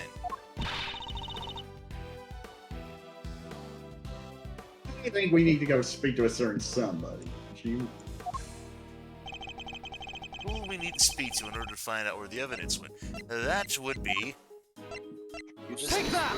This dumbass right here. That's right, the supposed custodian of the evidence in question, Eustace Winter. Oh, the new prosecutor guy? Okay, we're on it. Thank you, Mr. Saint.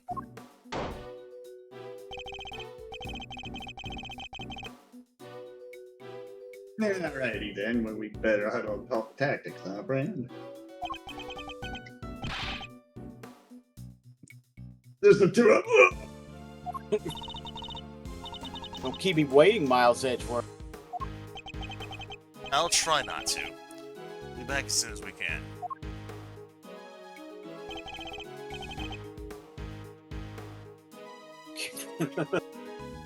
Oh, oh, Fred, wait up now. I'm just not gonna bother pointing out the fact that she literally walked right through the door. And he does. I love it. They just don't even bother animating the door open. They just phase right through it. That's just amazing. Or ghosts. Alright, we need to find Mr. Winter. Fast. Oh, speaking of phasing through doors...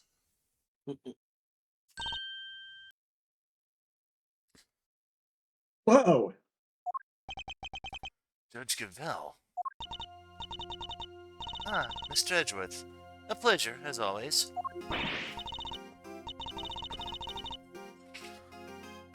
Pleasure, how is it a pleasure? And what was all that about just now? Okay. Stop it.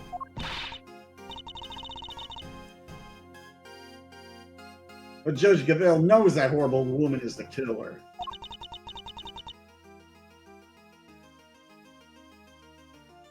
Why the heck would she...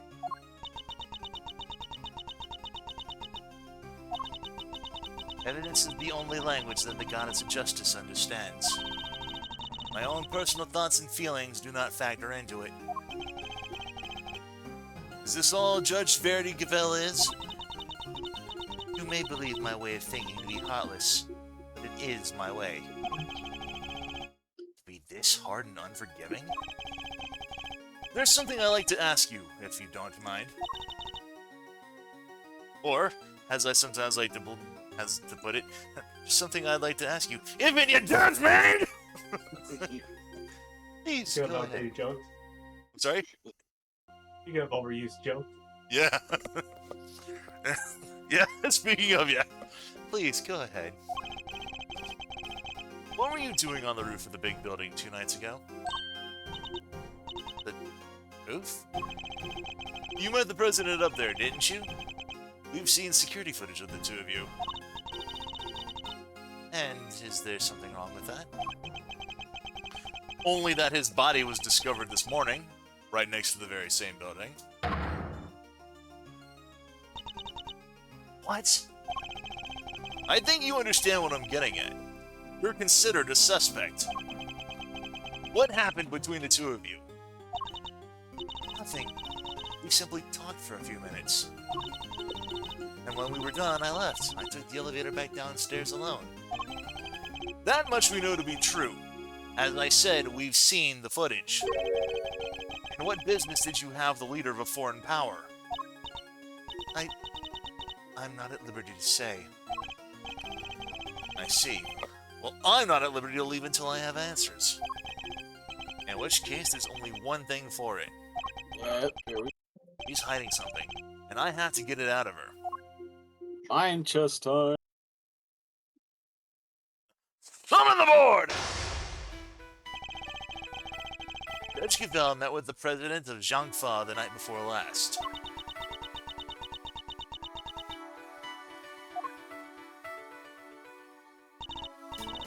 Yes, I admit it, we met on the roof of the big building. But it was simply to discuss professional matters, matters that I am not obliged to discuss with you. I'm clearly gonna have to work hard to get past her professional defenses. With some too impenetrable facade, I'll probably be better off biding my time. I should start by asking what she met the president to talk about.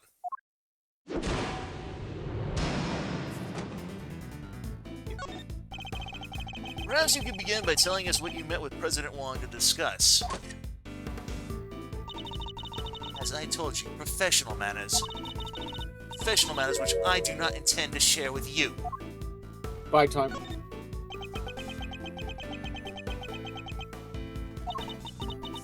I'm so glad you understand.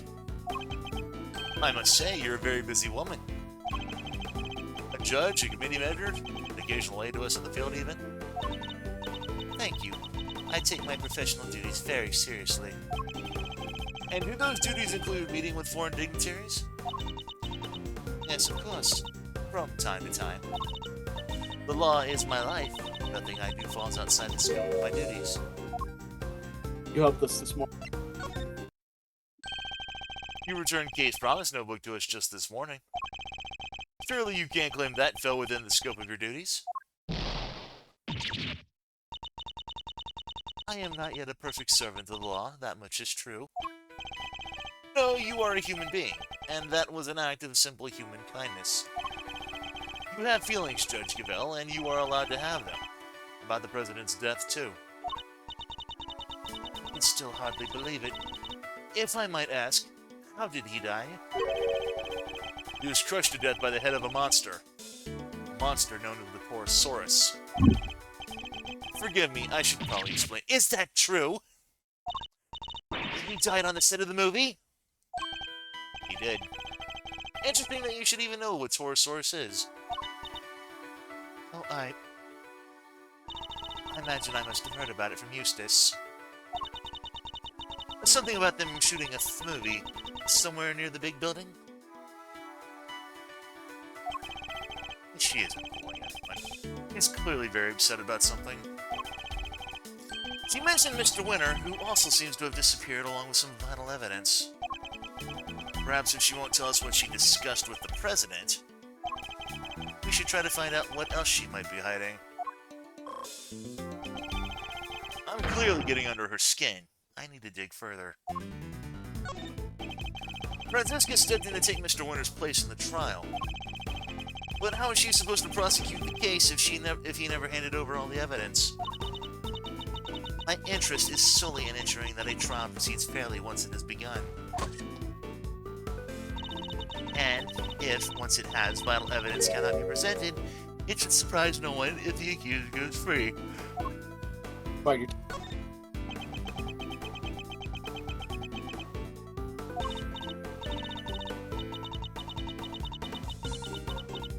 I am a judge, a servant of the law. My personal thoughts and feelings do not come into it. So you have no personal feelings whatsoever when it comes to Mr. Winter's disappearance? Of course I do. I worry about him terribly too.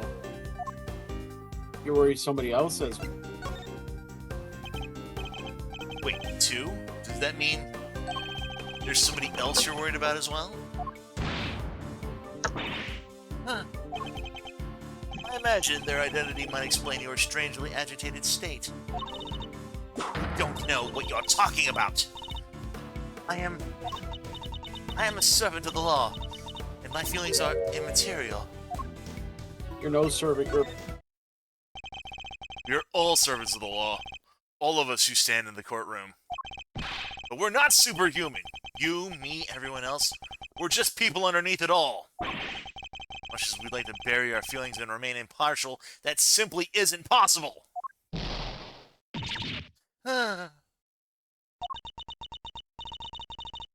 You are right, of course. I am in no fit state to offer impartial judgment. Maybe we should get the old judge back, me. If you're not able to provide any impartial test or impartiality. Right. Tim, mow the clown is the servant of the law. Please, Judge Gavell, just tell us the truth. What's going on here? I'm... What do I do? What do I do? Never seen her lose her composure like this. I should ask her who this person is so she's so worried about. National mask is finally beginning to slip. Perhaps now I can probably get to the human being underneath. Are you worried about Mr. Winter? The person you're so worried about. Is it Mr. Winter? He has not been seen since he discovered the truth about his father. Of course I am worried about him. This could also be a valuable test for him. High time.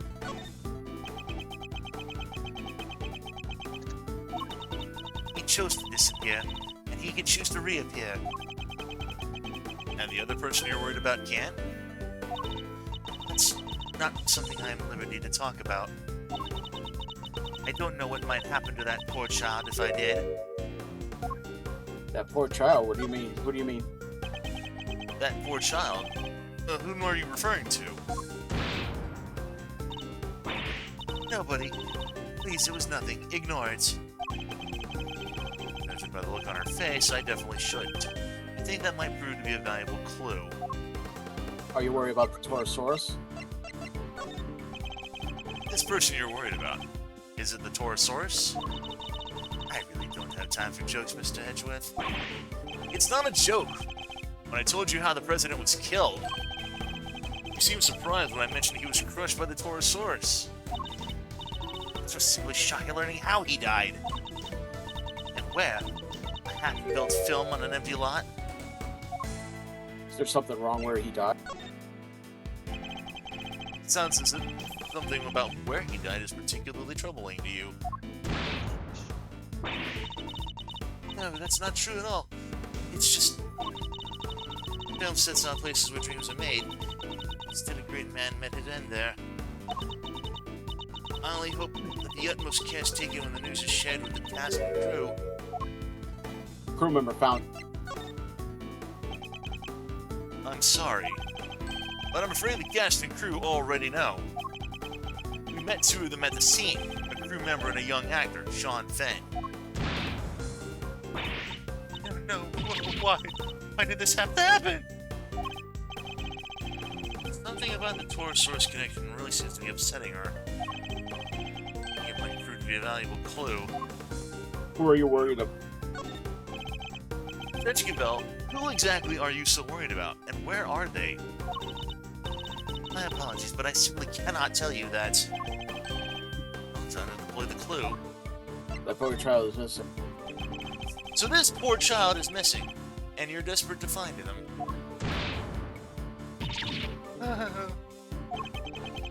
And since you say child, I suppose we're right in assuming that this person's a minor. I can't answer, and I won't. It has no bearing whatsoever on the murder of the president. Yep, someone from the... You seem to get very sensitive every time I mention Torosaurus.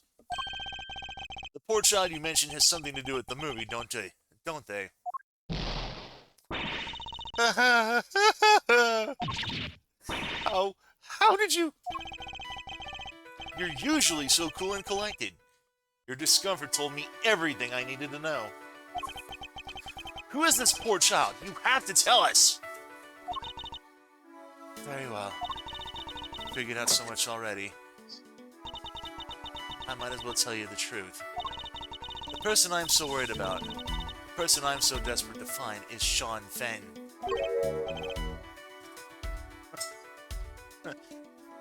I'm sorry, I'm just getting like heavy rain flashbacks right now. Sean! Yeah. Sean!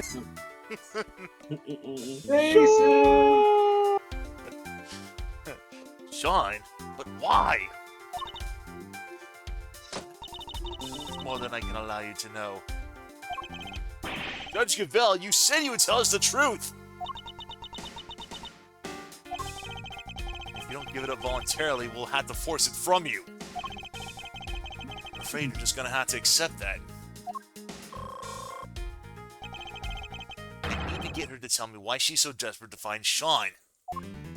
Are you a fan? Are you a fan of Sean's, perhaps? Am I? Yes, I am. I'm an ardent admirer of the work of Sean Finn, child actor extraordinaire.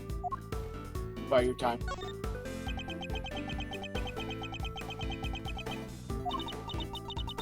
I heard he was filming near the big building, so I made it my business to learn where the set was and some other important details. I see. I suppose that makes sense. As a fan, you'd want to know such things. I imagine you would have also tried to learn where he was supposed to be on set. Yes, of course. He said he would be filming there all day today. Did you hear that from Sean himself? You make it sound like you heard that from Sean himself. I don't think you'd be sharing his schedule with a mere fan, do you? No, I misspoke. Ignore me. Every slip of the tongue she makes seems to do with Sean. And now we know she's spoken with him. That's an important clue. Do you know? Do you know him? You know Sean personally. He's famous. I doubt there are many people who don't know him. I certainly didn't until today. You clearly need to be better informed. Perhaps I could teach you a few things. There's almost nothing I don't know about him. By your time.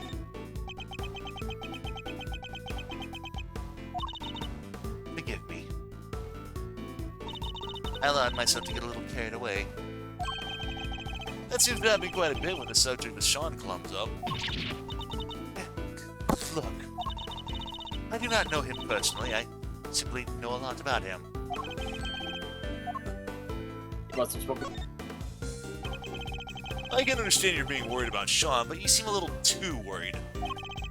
And you implied before that you'd spoken to him, which must mean surely that you know him personally. So he must be related to her, I'm guessing. Yeah, that's what I'm getting at from this. How did I give away so much? So the two of you are acquainted. It's surely an important clue. Do you know where he is? We're trying to find Sean too. 9:34 in the evening. Do you know where your Sean is? You have any idea where he might be? Huh. Why would I have any idea about that? Huh? See ya. And Tim says this is the second cute boy that Oni-san and waifu's into. And EJ replying that I'd love the idea of Judge Waifu here being a fan of something other than the LOL. Well, she could be a fan of Judge Dredd. Two of us aren't connected in any way at all. Yeah, that's a lie. Two of you are very much connected. I don't know what exactly the connection is between you and Sean, but I know for certain that it exists. You've as good as told me that it does.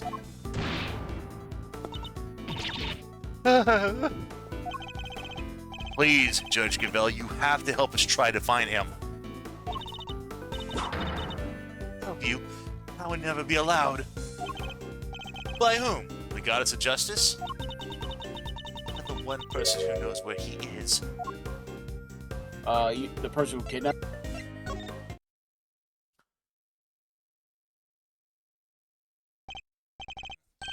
At last, the puzzle pieces are finally starting to fall into place.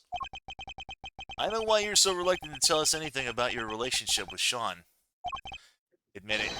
He's been kidnapped, hasn't he? I mean, he does have the same hair as her, same color hair. Judge Cavell. Yeah, how would he know about the judge's badge if he's asked Edgeworth to show his? I need you to tell me the truth. All of it. Very well. This time, I will tell you everything. Your intuition was correct. Sean has been kidnapped.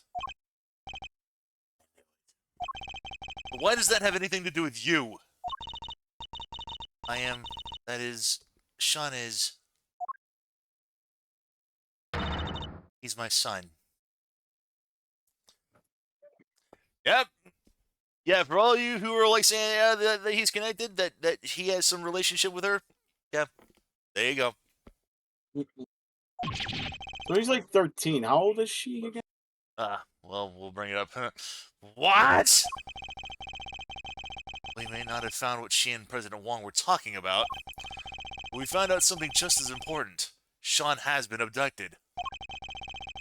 Not exactly the endgame I was expecting, but that's checkmate nevertheless.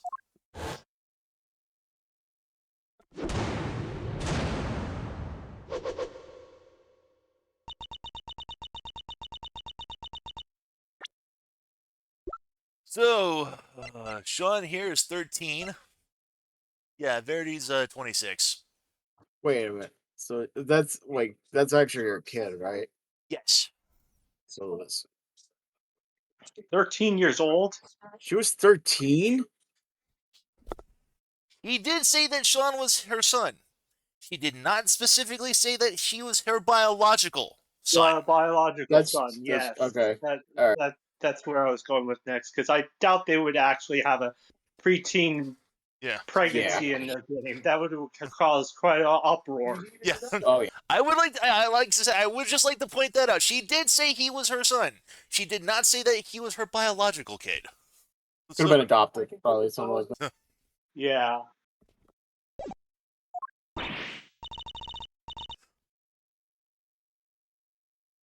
What? You're Sean's mom, Judge Cavell? No way. Come on, you're too young. Oh. It's true. I am Sean's mother. Look.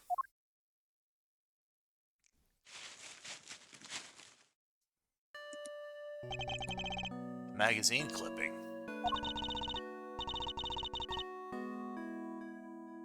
An article about Sean. You always carry this with you. Yes, everywhere I go. I guess you could call it a kind of talisman. That certainly speaks to the bond between them.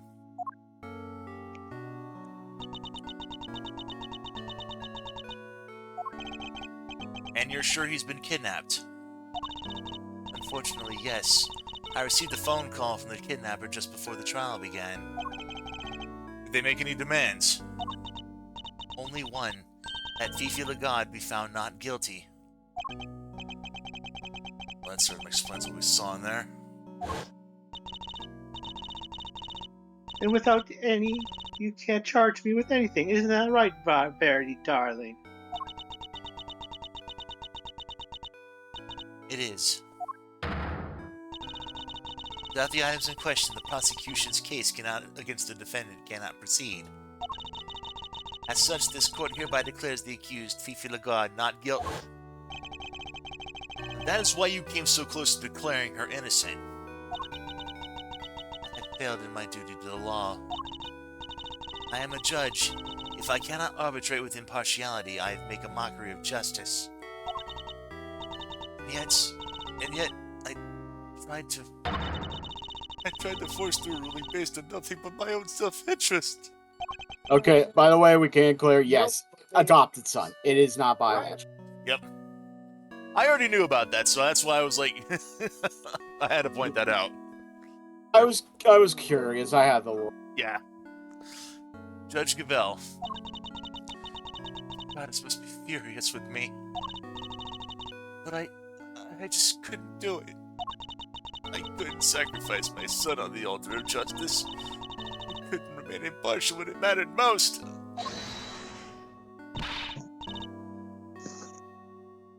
Of course you couldn't. Are you crazy?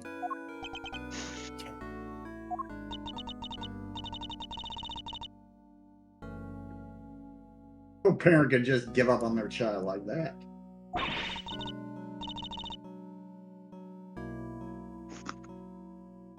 That makes the goddess of justice mad, then I'm sorry, but she's wrong.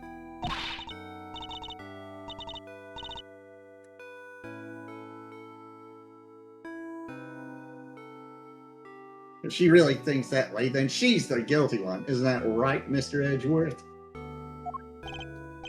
Yes. Declaring the goddess guilty? Huh, that's bold. But Kay is right. As I told you, though we all serve the law, we are also only human. And none of us could, or should, be expected to sacrifice a child for the sake of a verdict. Thank you, both of you. But the trial must continue. There is no escaping that.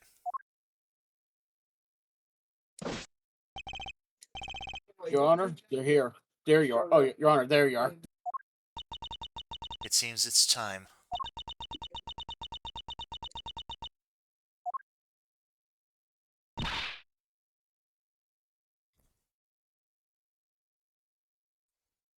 Judge Cavell.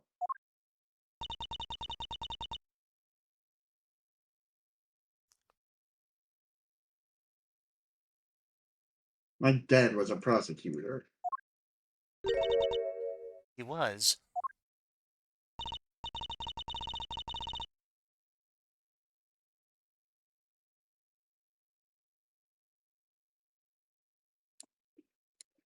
Yeah, he used to work in a courtroom just like you do.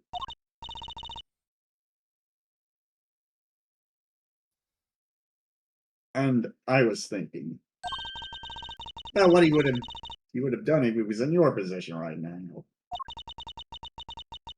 If a prosecutor were forced to insist that a clearly innocent suspect be found guilty,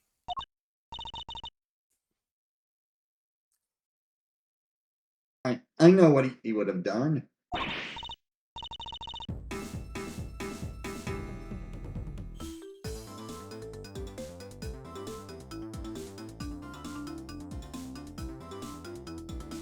Anything, that's what. He would have done anything to get me back. he would?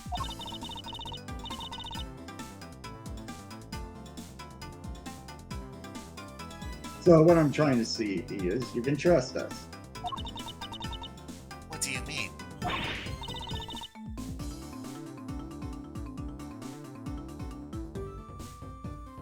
To get him back, to snatch him from the jaws of danger.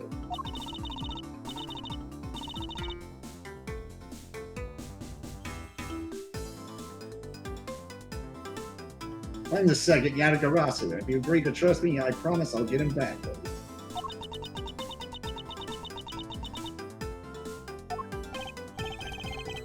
The thief who steals only the truth. And perhaps one or two other couple of things. Goodville, what do you say? Will you trust the great thief to steal back that which matters most to you? Mr. Edgeworth. I'd like to help too, if that's alright with you. Thank you. I know I am in no position to ask this of you. But please, please, see that he comes home safely.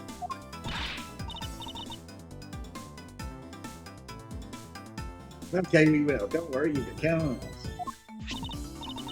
Here, take my cell phone. The kidnapper may call again. You'll get it back, along with your son. I promise. I will do everything I can to draw out the trial. But I don't imagine I can give you more than about 2 hours at best. 2 hours. That gives us until 2 p.m. Please, I'm counting on you.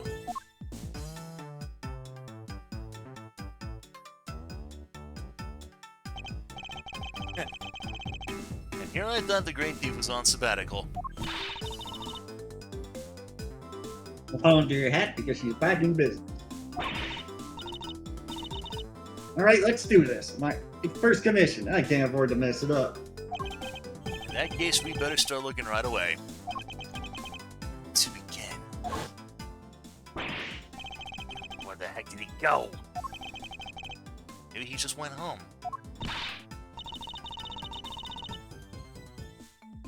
You're right, they won't be doing any filming today after all. Yeah.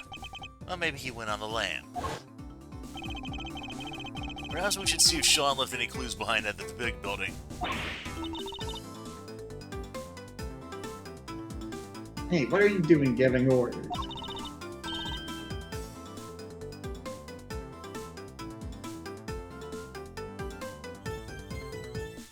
This is a great thief operation. I'm in charge now. Is that so? Then what am I?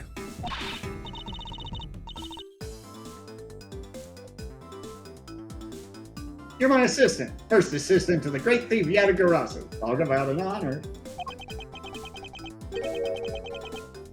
I've been relegated to a thief's assistant?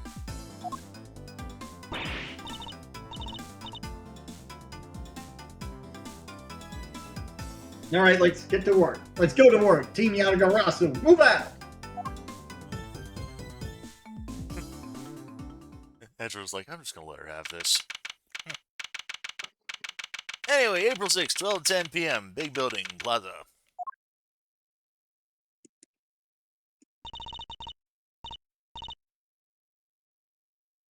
Alright, here we are. Ready? On 3. Just follow my lead. You'll be fine, okay? What exactly are you talking about?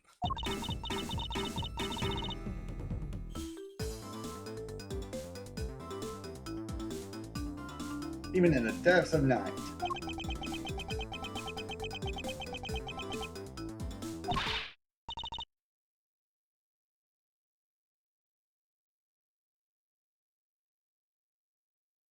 Hey, your turn. Keep up, will ya? Why are you making me do this?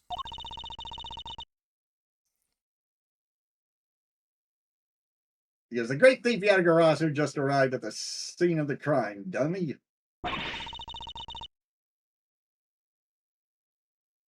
How is anybody supposed to know that if we don't announce her appearance? You may be a thief, but I most certainly am not.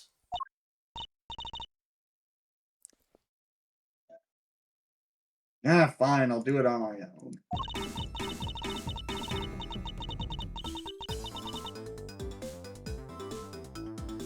Even in the depths of night, when no other bird dares to take flight.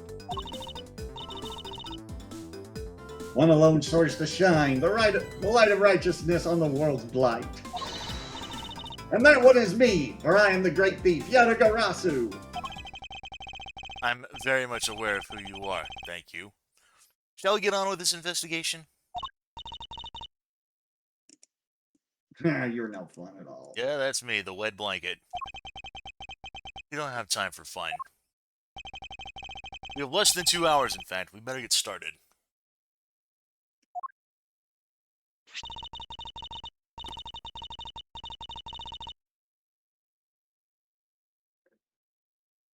Well, all right. Well, we had the photo. Let's show it to a full. Well, all right. Well, we had the photo. Let's show it to a few people. See if it jogs any memories. Right. Hey, Tim, Tim's pointing out the Pegasus on the taxi here. Oh, hey, Well, doesn't Will. he look familiar? Hey, it's Will. Hey, Mr. Edgeworth. Long time no see. Hey, This is Will Powers. He's an action star I met on an old case. He's also the man behind the mask of the one and only Steel Samurai. Long time no see indeed.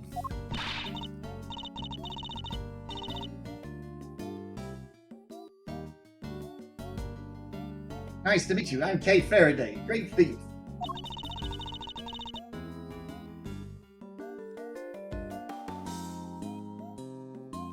Mr. Edgeworth has been working as my assistant.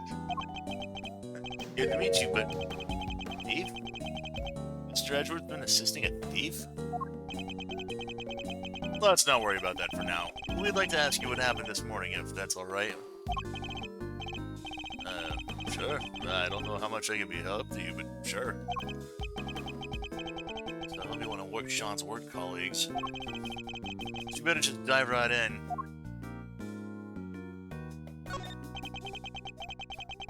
I heard you were investigating this one, Mr. Edgeworth. Well, yes, but I'm not the prosecutor in charge, of course. But if your case here assistant, then I guess this is her case? No, that's simply... I can see you're an intelligent man. You're right, of course. I am in charge of this one. I love how Gage just immediately jumps in and is all like, yeah, let's go with that! I want to encourage her.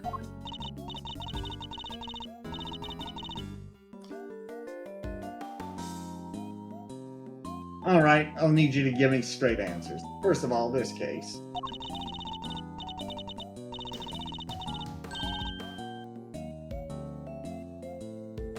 Have you noticed anything weird? I mean, perhaps you could give me your impression. That's supposed to sound like me.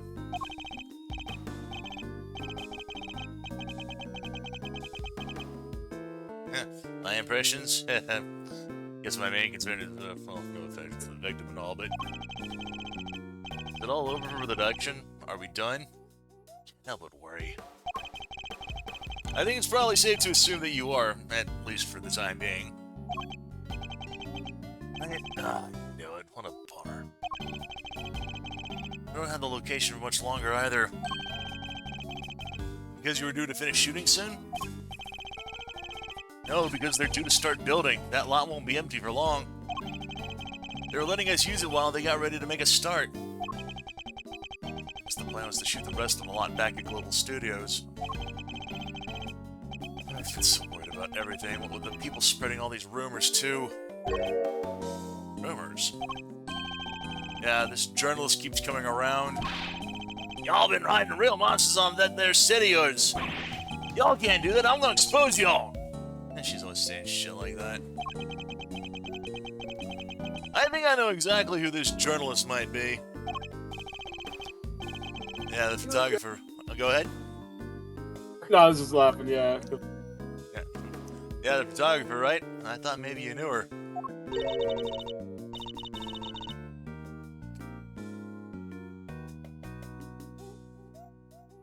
But you're not, are you? Hiding real monsters, I mean. Are you kidding? If they had real monsters to call on, I'd be out of a job. So you've all been working hard on the movie. It's the first time I've been on a reboot of an old series. This film's been a real challenge for me and everyone else over the Global Studios. Why they put this kind of energy into making a new Steel Samurai show or something. So what role are you playing in this one?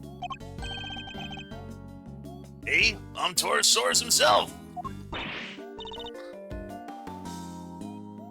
No way, so you're the star. Well, not quite. I'm in a costume, see? My face won't ever appear on screen.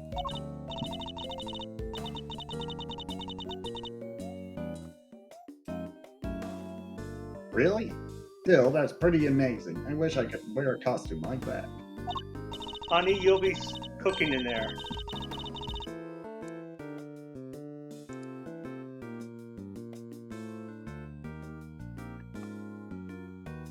Hey, do you think I could try on sometime? I'd sell for just climbing inside one of the thorns.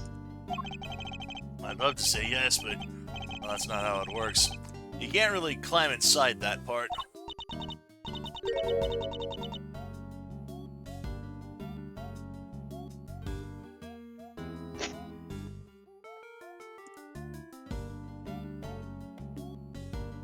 Oh, I get it. Because I'm an outsider, right? That's not the issue at all here, Kay.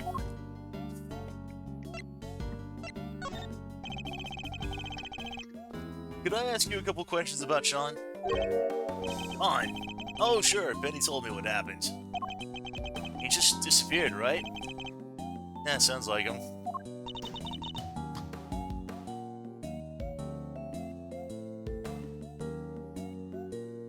Does he do that a lot? Yeah, kinda. You take 5 mid-shoot, you look around sometimes and he's just gone. You have any idea where he might have headed off to? Sorry, no. I did see him leaving the set, though. You did? And where was he headed? He got on the side bus. But I was checking some equipment over, and by the time I looked back up, he was already gone. Side bus? What if he left any clues behind?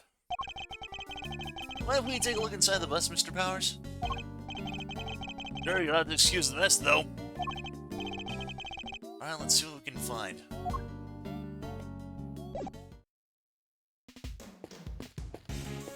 Talk to. Oh, Yeah, first examine the taxi to talk to its. there's an array of filming equipment here.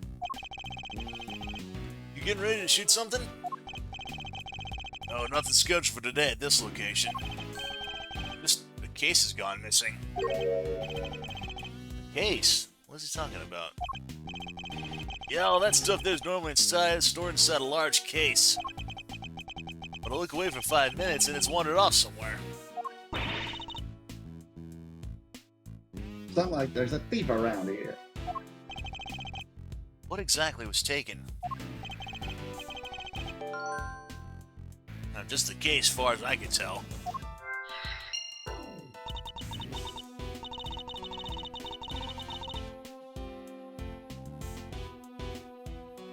Well, I can only take that. I would have been more interested in what was inside it myself. I guess whomever took it must have needed the case more than its contents. They really need to put something in it. You said go to the taxi, you said? Yeah. Yeah. First examine the taxi to talk to its. Yep. That's some random dude who wants the voice.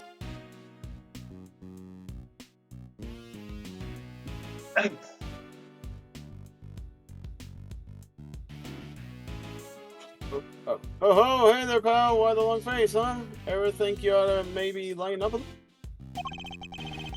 You take on any passengers here this morning? Does a witch wear a pointy hat? You bet I did. Just the one fare, mind you. And who was the passenger? There's two guys. Had on these black suits. Real sharp. They have a boy with them? This boy. Nah, like I said, it was just the two of them. Alright, never mind. Thank you for your help. I thought we might be onto something there, but... Oh, look. You want to talk to the police officer. Good day to you, Miss Prosecutor Edgeworth. I'm not a prosecutor anymore. He doesn't need to know that, I guess. Good day to you too, officer. Can I ask why you've been posted here? Me? Oh, I'm just keeping an eye on. Excellent. Then perhaps you could tell me if any vehicles have come in or out of here this morning. None except the taxi and that blue truck over there, sir. Only 2 vehicles have come in or out. It'd be useful to know. And you want to examine the nearby blue truck.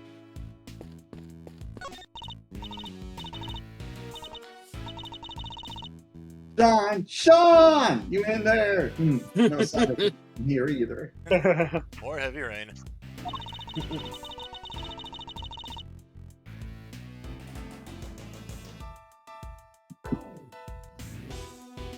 Kind of thought that flask on the back of the trunk there looked suspicious. He's not wrong, it does.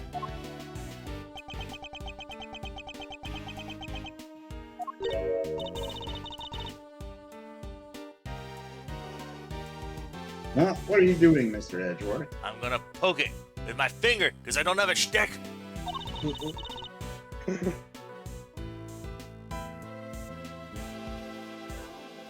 Why would you touch it in the truck? The engine's cold, which means it's been here for quite a while.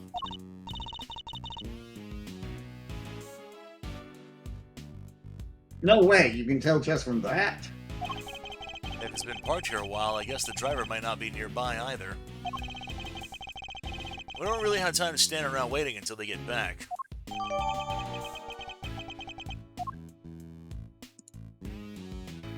Alright. And you already talked to the big guy, right? Yeah. Alright, then it says go back and examine the trailer. There's a cassette tape in Sean's back.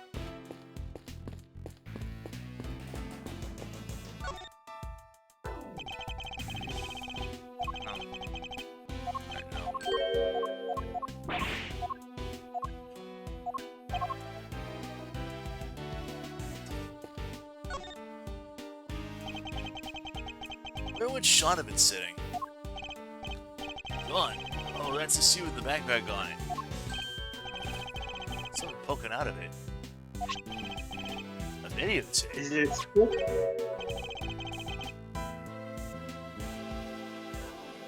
Sorry, Ben. Yep. We use these when we're shooting. That's fine. Why would Sean have one?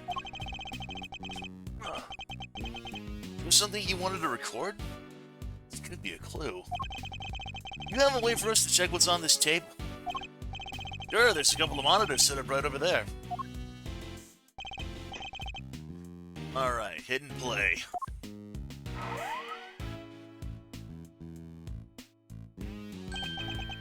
Sean, is he rehearsing his lines? Sean was there on his own running his lines. There's clearly visible footprint right there, which means this must be from last night. Yeah, he does this sometimes. When he's not happy with a scene, he borrows the equipment and goes over it on his own time.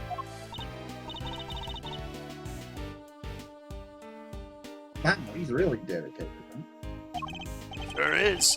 He may be young, but he takes his craft seriously. You gotta admire it. Well, that part of it, at least. The use of the get without asking part? Not so much. And he would have been able to use the equipment on his own. Sure, if all he wanted to do was shoot something pretty basic.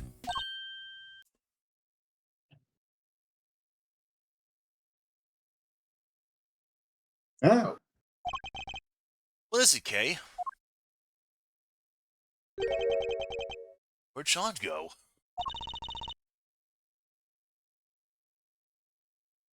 he ran off somewhere. And just left the camera running? Stopped. Guess you ran out of tape.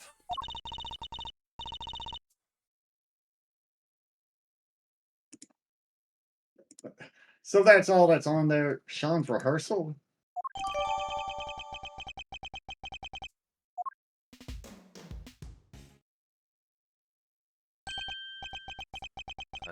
It's midday already.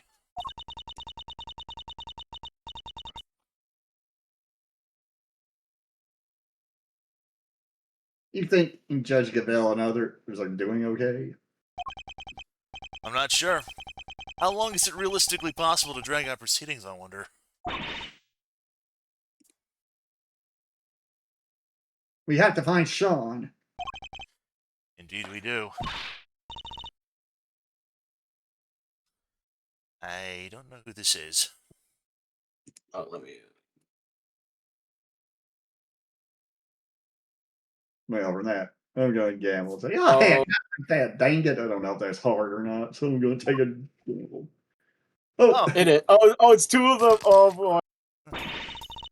how do you think we're going to get us a scoop like that? Sorry, Chief. My bad. How many times I gotta say it? We're scoop friends, wild critters that survive on scoops and scoops alone. Beans. Yeah.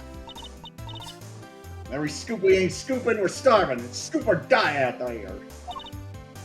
Yes, Chief. Well, look who it is. Although I can't help but wish it wasn't.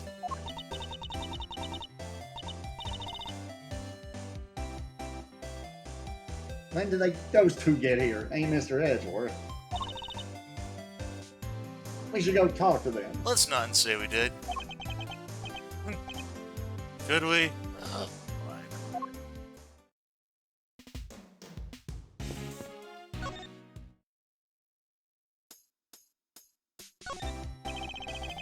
Miss Lloyd calls you Chief, doesn't she? Sure does, because that's exactly what I am. She's my #1 cub reporter. She's my unique brand of shutterbug and caught her eye, so she came into me to learn the trade.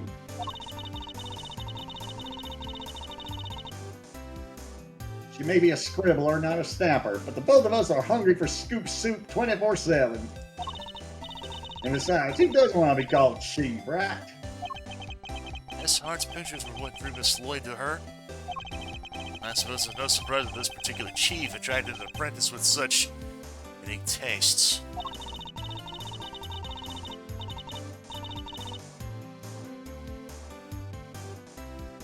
Sure, she didn't score no big stories just yet, but she's hungry. Boy, is she hungrier than me, even.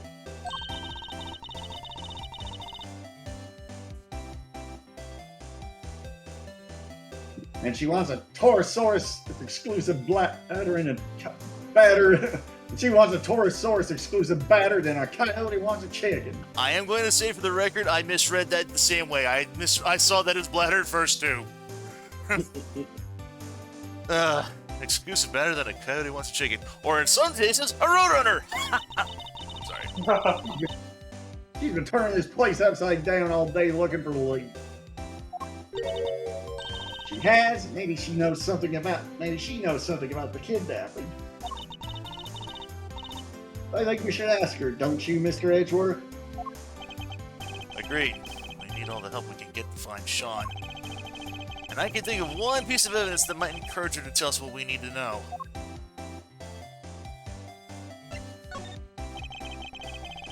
So now that the story of the underground auction's in the bag, what's next? Come on, as if you would even need to ask. Source, that's what. They done dropped him right in my dang lap. Snuck upstairs to cover the auction. And he shows up right on the doorstep and stomps big old footprints every time for good measure. And do you have a particular news outlet in mind for this big scoop? Ha! Does a bear do its business in the woods? I got me 2 or 3. They'll be all over. It's like a rash. Heck, there's even one right here in the big building. Tabby and me, we're in and out of there all the time. I mean, mostly on account of how fun they seem to be at throwing us out on our ears, but still.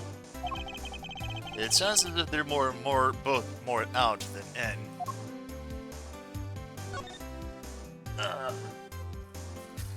So let's see.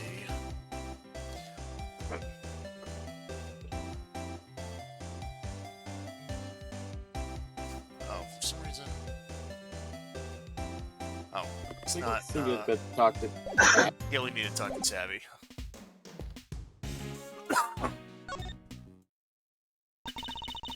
Well, it ain't my good friend Ruffles. Good to see y'all again.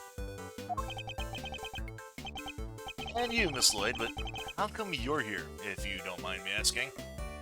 And stop calling me by Chip Brand. Miss Lloyd, the accusation of murder made against you was, of course, entirely groundless. The fact remains you were a willing participant in the staged assassination attempt. The police will no doubt wish to speak to you about the matter. You should be aware that you may well be punished for your actions. Well, they kinda dropped the whole case out of nowhere. Packed me up and shipped me home without so much as a slap on the wrist. Guess it was their way of saying, you keep up the good work now. They did seem kinda keen to get me to never ever mention the whole thing ever again. Yes, because you weren't part of the official story of the attempt on the president's life. And they can't afford to have you getting in the way of that.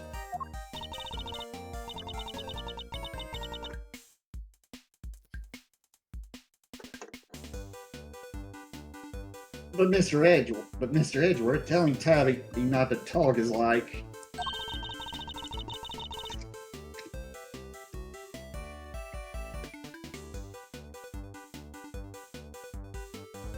trying to stop a dam from bursting with a piece of tape. not exactly the most delicate way of putting that. Wrote up the whole thing, of course, every last detail, plus a few of my own. Handed it on into the paper, hopes all high and all. But nothing, not a. Yeah, I wonder why. Somebody putting pressure on him? Or were the details you added a little too gratuitous, perhaps? Both seem equally plausible, unfortunately. So what are you doing here at the big building? Are you reporting on something? Hey, I didn't make this clear enough the first time we met. Sorry for the. Yep. So you want a reporter to scratch your back? You gotta scratch hers first if you catch my meaning. You mean you want me to give you something you can use for an article?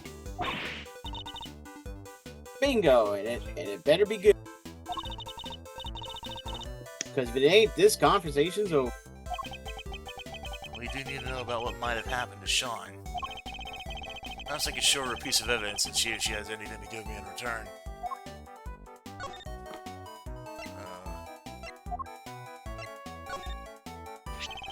Miss Lloyd, this picture.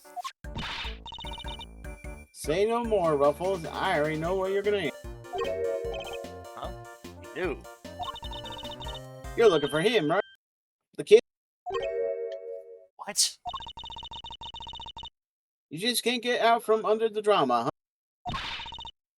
Wherever he goes, the bodies follow. Miles Edgeworth, Trouble Mag.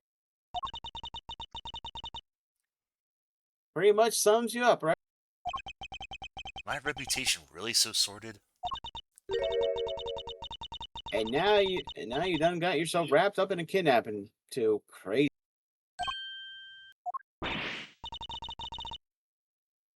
Huh, how do you know about that? Shh, pipe down, will you? Can't be talking about this stuff too loud. I ain't even told the chief about it. Gotta keep it on download, okay? That ain't a cat I want out of the bag just yet. Seriously, how do you know about it? Surely Judge Gaville hasn't told anybody but except us. I bet you just love to know, wouldn't you? Well, you can't. It's a secret. Stubborn as ever, it seems. Hey, quit staring at me like that. I ain't sharing nothing like that thunder with that thundercloud of a face.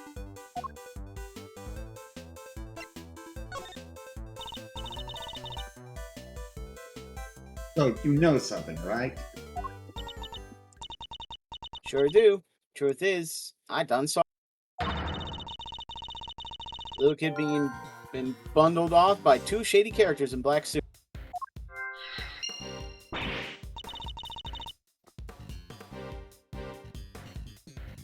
What? Do you know where they went? Nope, don't got a clue. It was kind of far away when I spotted them. Lost sight pretty quick.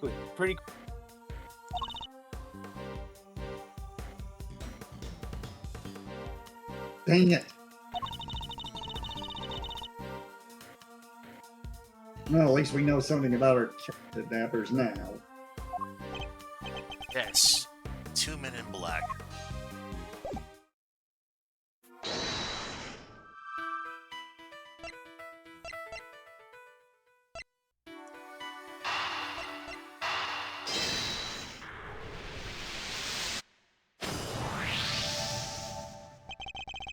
So we've learned a little something about the kidnappers. Miss Lloyd saw 2 men taking Sean away. The taxi drivers remembers give her 2 similar-looking men a ride. They must be the same people, right? I'd say it's a distinct possibility, yes. But there is one thing that doesn't make sense. The taxi driver specifically said that the 2 men did not have a child with them.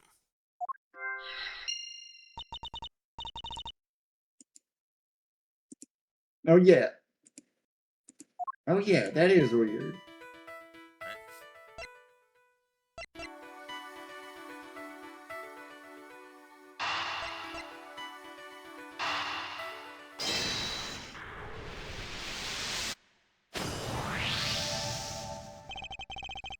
Could it be that the kidnappers who stole the case? Wait, you mean... Yes. What if they put Sean inside the stolen case?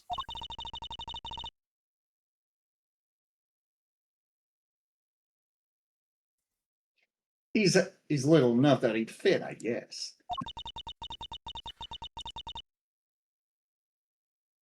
So the reason the taxi driver didn't see him...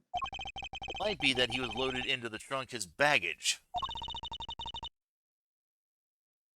Why do they need to hide him? I imagine they might not have planned to originally. But they didn't count on there being a police presence here in the plaza.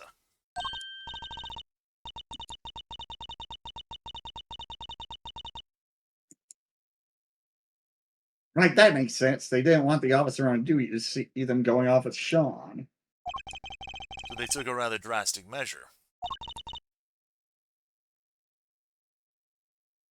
That must be it.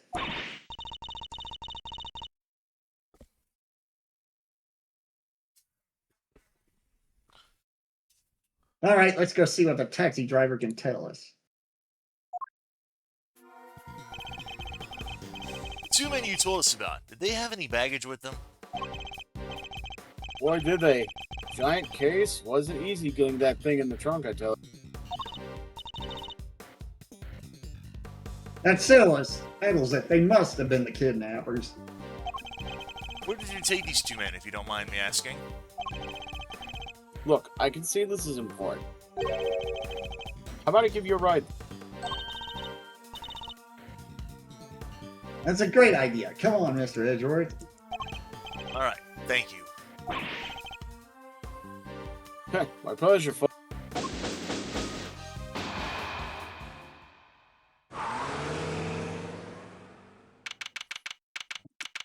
April 6th, 12:57 p.m.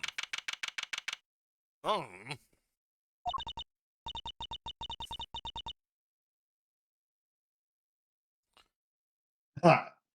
They have to drive that fast. Feel kind of queasy.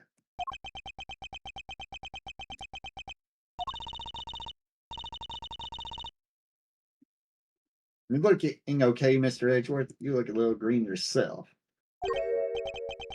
I'm fine. Driver said he took the men to the garage of this house right here.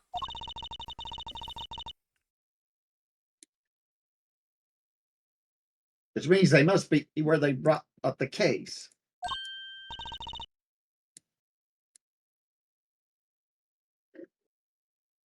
No way! Look at the name on the mailbox.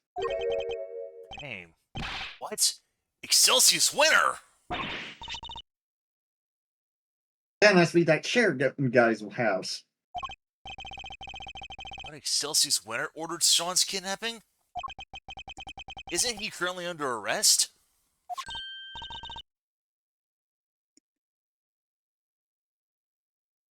Nice, the garage door's unlocked. You spotted that quickly. Although I guess I probably shouldn't be surprised.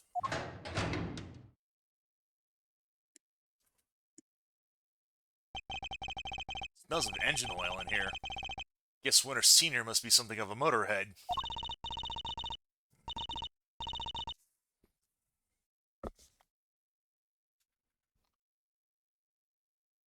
Anybody home? No? Anybody? What are we, Kay? Common house thieves?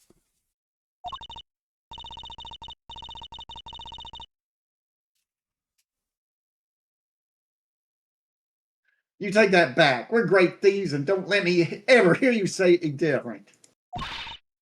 Debatable. Have some self-respect, Mr. Edgeworth. He didn't like that at all.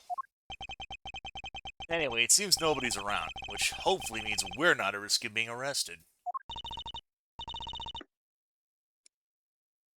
Don't let your guard down yet. We're only just getting started here.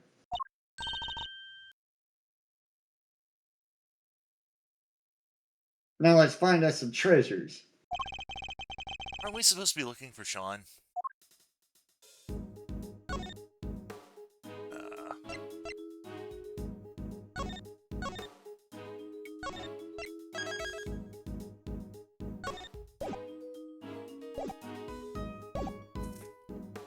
Alright.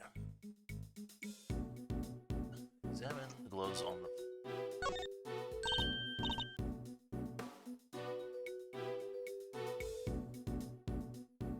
Look, a treasure. These are mechanics gloves. They're designed to be worn when fixing vehicles or working with machines.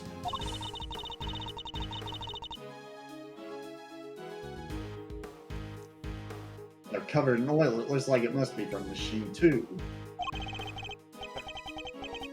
It's strangely dirt. An awful lot of dirt.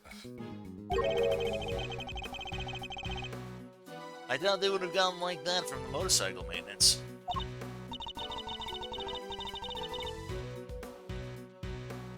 I hate the guy, but I have to admit, I like his gloves a lot.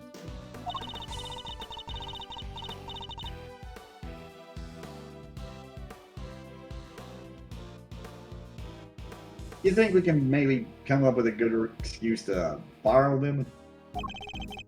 I was about to take them into evidence, but no, I'm not so sure that's a good idea.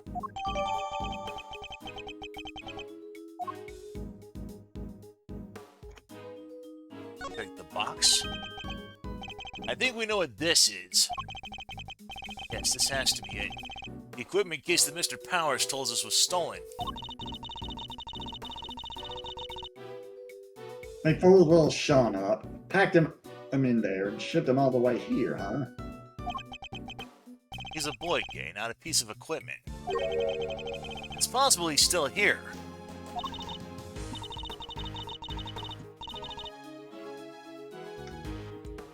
Then we better find him. My reputation is a great thief. He was riding on this. And yours is my assistant. There it is.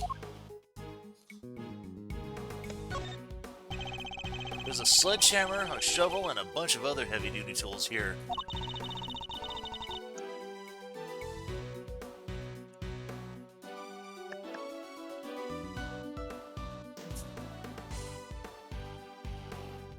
That thing makes Judge Gavel's hammer look puny.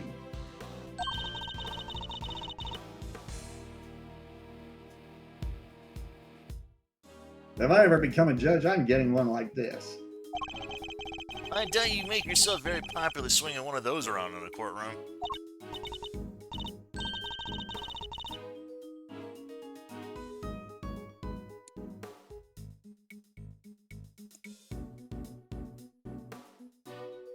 Fine. Really fine. What if I swung that shovel around instead? Then Shovel Knight would probably come after you. Then it wouldn't be a courtroom, it would be a circus. Promise me you won't do that. That thunk. Huh?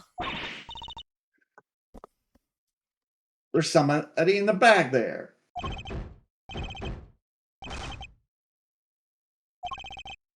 Sean.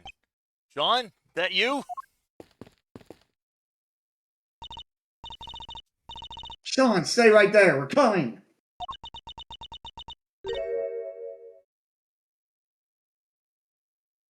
Huh? That's... You're not Sean! But... Mr. Winter?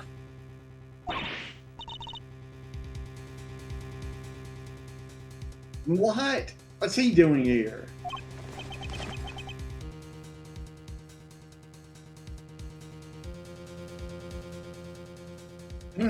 No. Wait, this is Chairman Winter's house, right? Which means... means Eustace is into some kinky shit! Wait, maybe. This is Mr. Winter's home too, presumably. How did he wind up like this? In time, Kay. Quickly.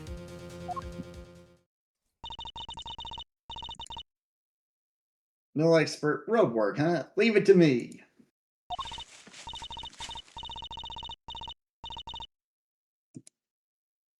All right, like this, and through here, and you're free. Are you okay, Eustace?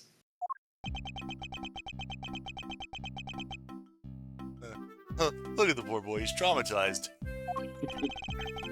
That's how he usually looks. It looks like he's been through hell. How did you come to be tied up down here? I don't know! Tell me, why didn't you tell me? Because we don't know either, which is why we're asking.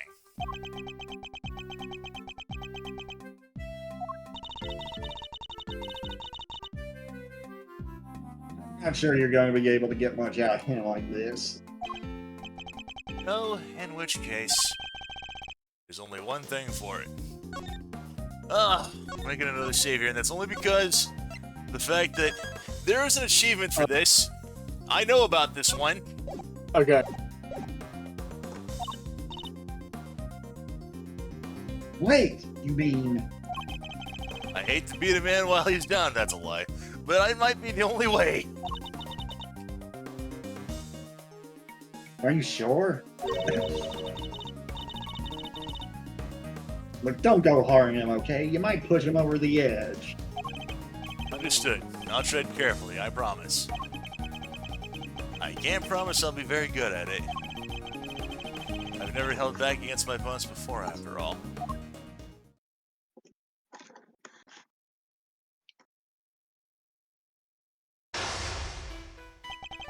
Last time we saw him, he was running out of the courtroom. How did he wind up here? You don't understand, you don't know what it's like being me. He's been through a lot. It's gonna be hard to know what might cause him to lose control. In which case, I guess I may just have to quietly listen to what he has to say. Why me? Why am I always the last one to know? Butt of every joke. He clearly has questions. I'll do my best to try and answer them. But he's also clearly in no fit state for this. I'll need to try to finish this quickly. Yeah. I'm gonna take some perverse pleasure in this. I should figure out what he needs to hear and try to calm him down. You're a total failure. I have noticed something over the short time we've known each other, Eustace. You're utterly worthless! Don't you think you should just start over? Try to learn how to be a decent human being from scratch? Oh.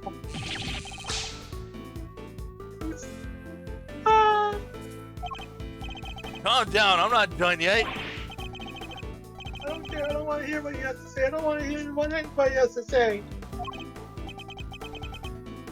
I pushed it too far.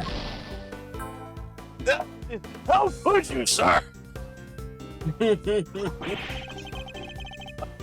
me alone. I think I'm going to trust you. I don't trust anybody anymore. Curses.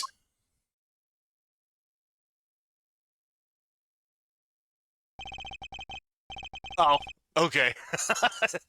I thought that was just gonna be like an automatic game over. Okay.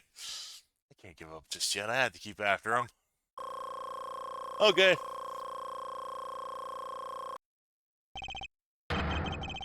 Alright, once more into the beach. Once more from the top!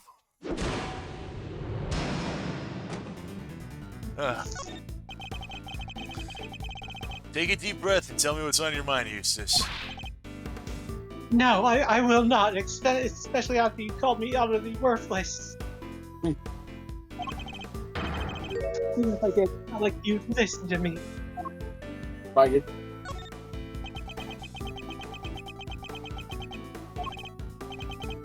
Well, what is this? Why aren't you shouting? You always shout objection. I'd like to.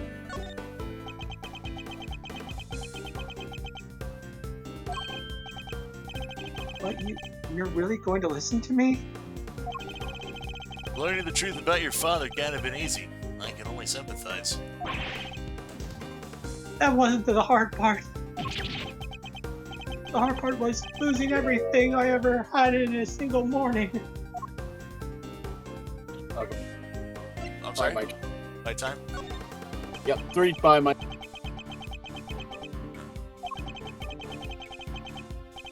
Everything I thought I worked for. It was all a lie. Dad just made it happen. There's nothing I just... What am I supposed to believe in now? You have to believe in yourself. You can lose faith in everything but yourself. That you have to believe in. But you don't have to do it alone. Experience I can't give you, but knowledge, that I'm happy to offer. I had some time to think while I was tied up like that. And I realized something. I'm not cut out to be a prosecutor. I'm competent. I don't even know the right word.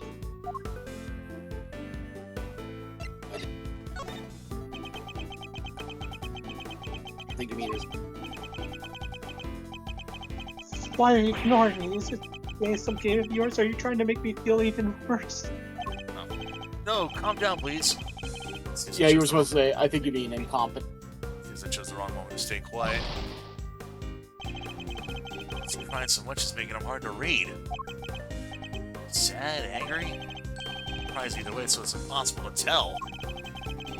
Just have to ignore his tears and concentrate on what he says. Alright. He's gonna skip through this. Objection! 2 more.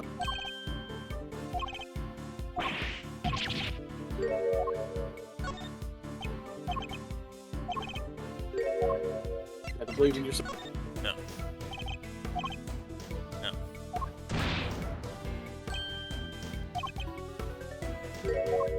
I think you mean incompetent. Yeah, there we go. I think the word you're looking for is incompetent. But judging one's own competence is notoriously difficult. So I need you to trust me on something. You're getting better at this, Eustace. Day by day, inch by inch. Swear it. Now I need to ask you something. Will you help me out? Sure, what do you need to know? Well, first of all, thank you for calming down. Next, I want you to tell me about your kidnapping. I need you to be as detailed as possible, Eustace. Tell me everything you remember seeing and hearing. Why were you taken to your own home? Why would someone kidnap you only to take you back to your own home? Don't you think I want to know that myself? I'm the victim here. What are you asking me for? How am I supposed to know? Why?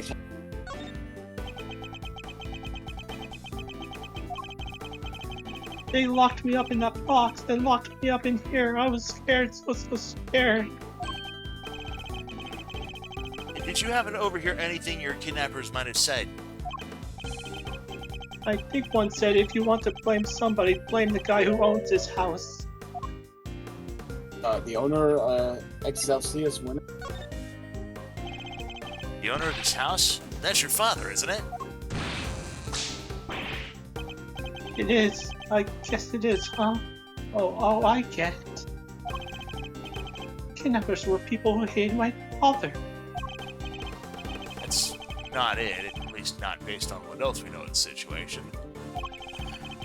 But there was some kind of link between the kidnappers and Winter Senior that could be a clue. Who were you kidnapping? Do you have any idea who your kidnappers might have been? No, of course I don't. If I did, I would have told you already.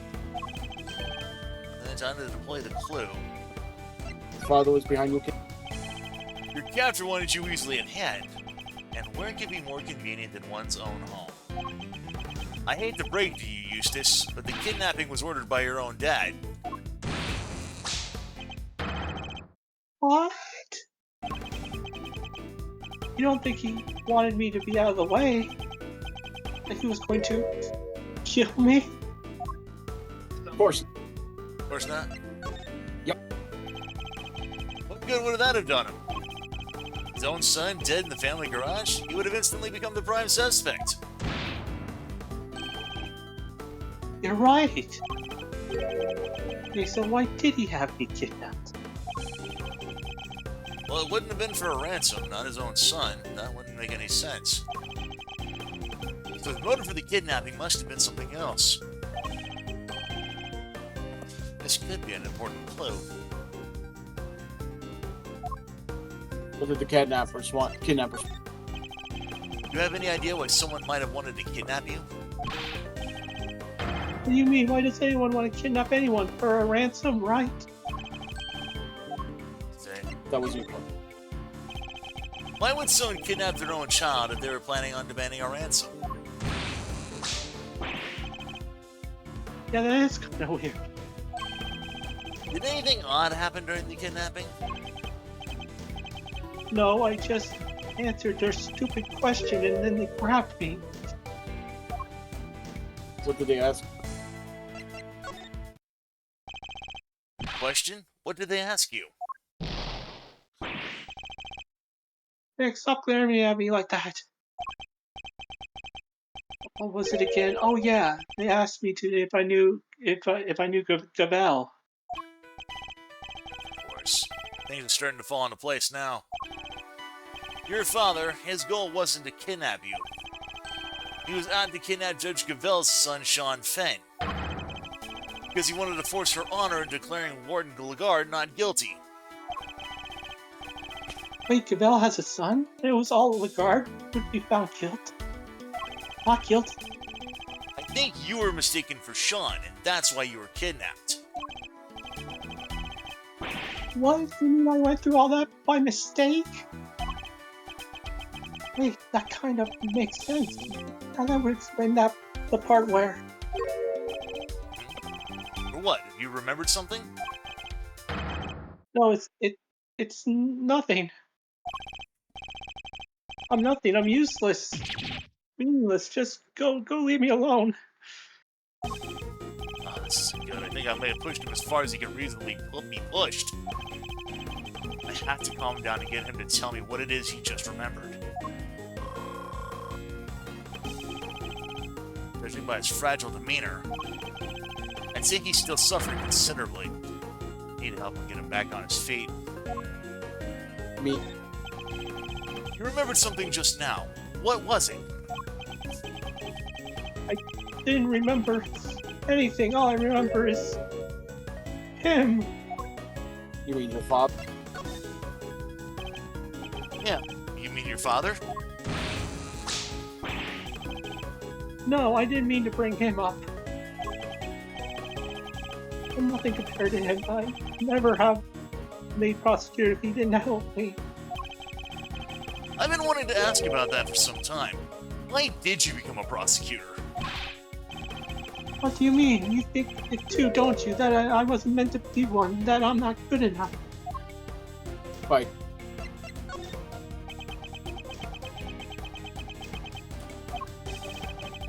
Say something, will you? You chose this path. Why? You must have had a reason. Not like that. There's no big reason behind it all. Reason is stupid and dumb and not important. Fine, Mark.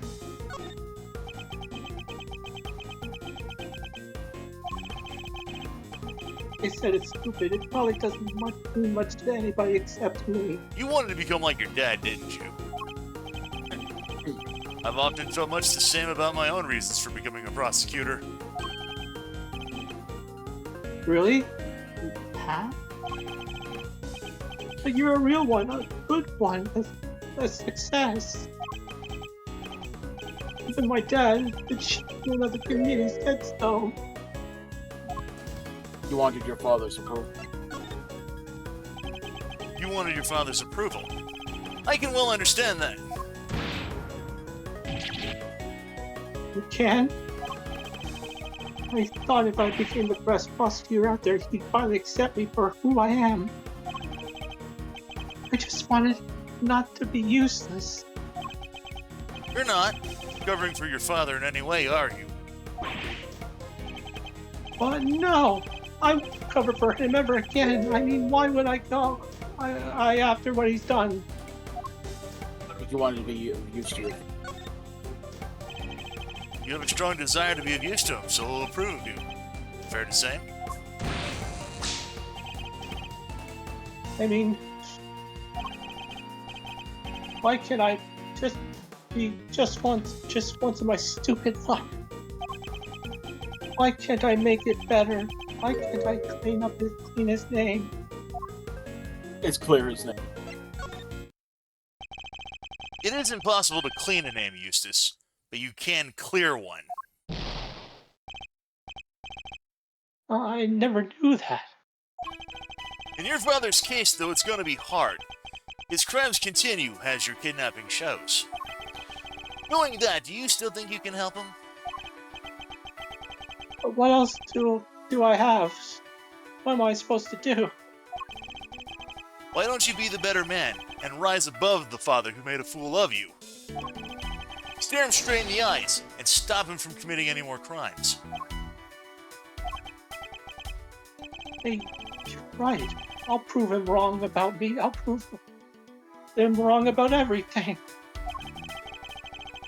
Seems to have calmed him down again. Now I just need to get him to tell me what happened to the evidence. Let's see if I can't give him the courage he'll need to stand up to his father. What connects Lagarde and your father? What's the connection between your father and Warden Lagarde? Sorry, I don't know much about that. You can't think of anything? Even the smallest morsel could be a valuable clue. Oh, I think they maybe worked together once. And What else do you remember? And? What is it? What else have you remembered? I think she got the job at the prison because my dad recommended her. Interesting. Did he have any particular reason to recommend her? I guess he thought she was good at her job. Unlike me. Fight.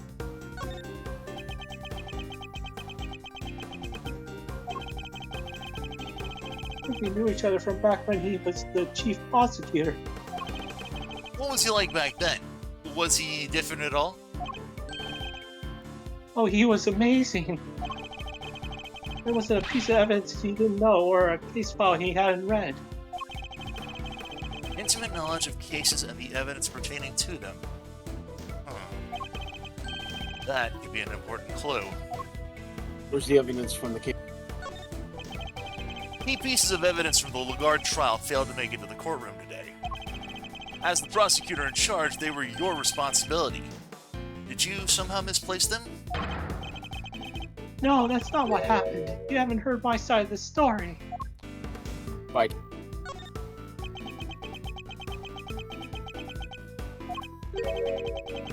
I thought I was putting them in the safest place there was. But oh, what did I do? What did I do? Seems he's drowning in his own self-doubt again. Guess I better send out a lifeboat and bring him in. You gave the evidence to your father. I think I know what you thought you would be the safest place possible. With your father, wasn't that correct? Ah! He told me it would be safe with him, that there was nowhere safer. I'm afraid he betrayed your trust in the ugliest way possible. So he got rid of it. Why, Dad? What were you thinking? He wanted to mess with the trial. Your father wanted to obscure the truth in order to ensure that Warden Lagarde was declared innocent. There's no easy way to say this, Eustace. He used you. Oh, nah! There's a chance that the evidence is still in Chairman Winter's possession. We still don't know where Sean is. We need to get back out there and find him. It's all my fault. What do I do now? I can't stand by and watch him like this. He's had a brutal collision with a reality he never even knew existed. I should ask him what he means to do now. Perhaps even I can help him figure that out. There's no way around it. The road ahead's gonna be a hard one. But maybe this is fate. Maybe my job is to point him in the right direction. Walk the same path as your. Do you mean to be like your father? And continue to ignore the truth? Come on, give me a break, will you? Can a guy get a glass of human kindness when he needs one? Do you mean the milk of humankind? Are you talking about the milk of human kindness? I'm afraid that's not quite how the phrase is used. I never even heard that phrase before until tonight. Well, it's not.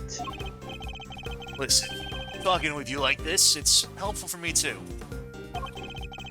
There was a time where there were truths I didn't want to face up to either.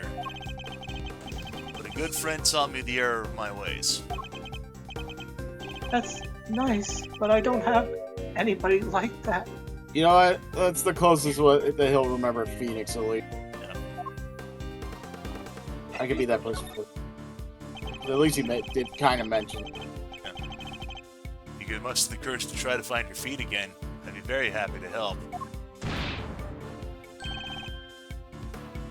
You would? But only if you really mean to try. Don't want to be like my father. You want to be better than him, don't you? Yes, Eustace, I see it now. You continue to work as a prosecutor. You mean to continue working as a prosecutor, Eustace? I don't even want to think about that yet. After all, I only ever became one because of my father. I probably shouldn't even think about carrying on, should I? Only you can answer. The only person who can answer that question is you. Ah, Only you can decide what path you choose to walk in life. and I don't want to stop being a prosecutor. If I give up now, I'll regret it for the rest of my life. I just know it. So he intends to see this through. I'll bear that in mind. He's told me that he wishes to be better than his father, and that he wishes to remain as a prosecutor. I take that to mean that he wants to be a different kind of prosecutor than his dad. That's the first important decision he's ever made for himself, and it tells us where he means to go next. What do you mean to do? So, what now, Eustace? Well, first I'm going to give this stupid jacket back. I don't deserve to wear it. My dad always said that clothes make you a man, but I'm no man. It's clothes make the man. It's clothes make the man, Eustace. Is it? Thanks, Edgeworth. I'm learning a lot from you today. That's good to hear. Now about that jacket. Why don't we make you into a prosecutor worthy of it?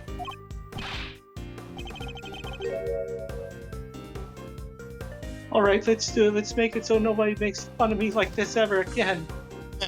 Jim says, now here's a Genshin short male model who wishes she'd never been born at all. Bye. Well, they'll still make fun of you, don't they? They'll still make fun of you, don't you worry about that. How do I get there? Tell me, what do I need to do? I just don't know. I just don't know. If only he'd remember his own words from just a few minutes ago. The decision he made should serve as a good guide on what we should do next. Be a different kind of. You want to remain a prosecutor, but walk a different path from your father, correct? It won't be easy. But the path you've chosen is that of the true prosecutor. And now that you've chosen it, when the time comes, you'll know exactly what to do. You're lucky. I myself still haven't quite decided what to do with my life. But you have. And it's a choice you've made all on your own. Now all you have to do is believe in yourself and in the path you have chosen. Ah! He's taken for Shawnee, kidnapped by his own father's underlings, and losing his belief in himself as a prosecutor after his father stole his evidence. He's been through so much in the span of a single day, more than I can imagine.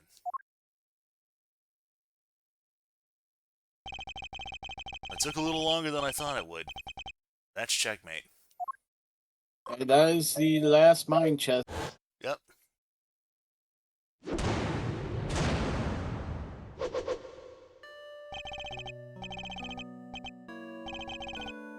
No. No.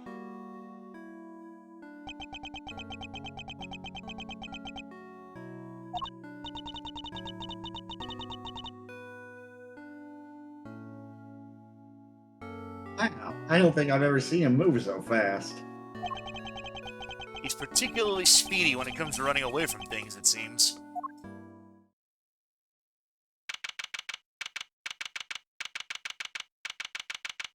April 6th, 1:15 p.m. Big Building Plaza. We don't have much time left. I think we better check in with Fender. Don't want an update on what we discovered. And we need to know what's going on over at the courthouse.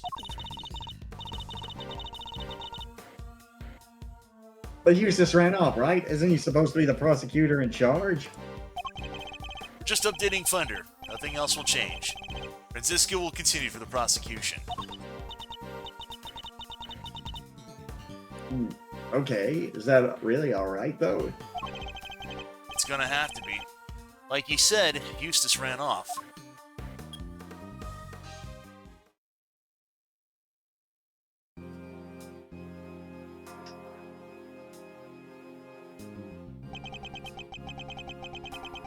Look, I hate to be a stickler for the details, but let's go over this one just one time, shall we?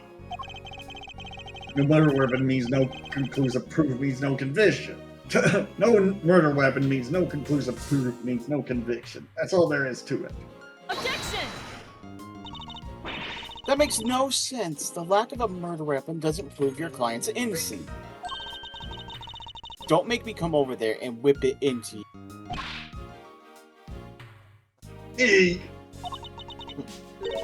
Eddie, darling, how much longer is this farce going to take? Someone says you're trying to drag out this as long as possible. sorry for Eustace R. and the prosecutor over there. She's stubborn as a freaking mule. Didn't give me a satisfactory explanation. Or I'll just have to keep whipping you until you can't. Seriously, I've already taken more licks than I've had birthdays. So that means How long is that means she's basically beaten you at least at minimum 36 times.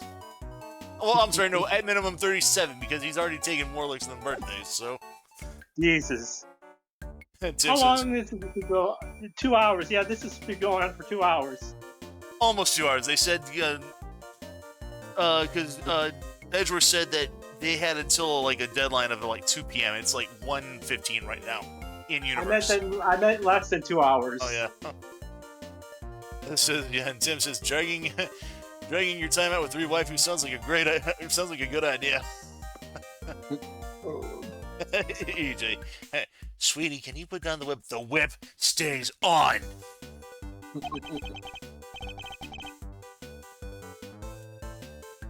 Come on, Miles, what's taking so long?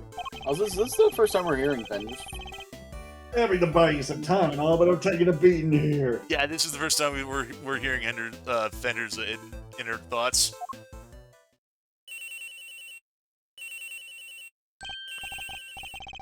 Oops, sorry, G, this one's important. Mind if I take it? Fine.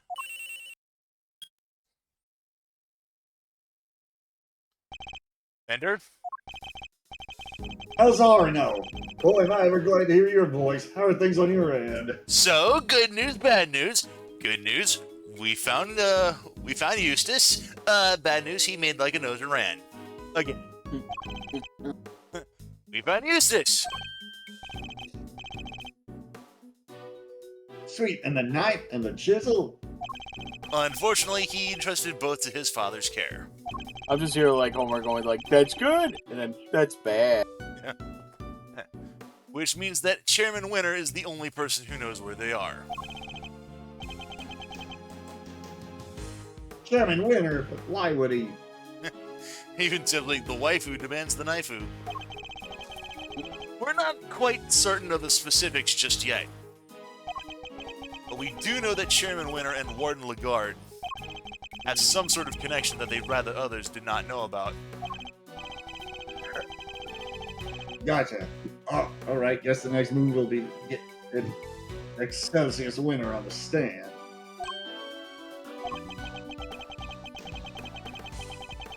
Best to hear the deeds from the proverbial horse's mouth, right? I'll keep looking for the missing evidence. And for Sean. Well, shake a leg, will you, big guy?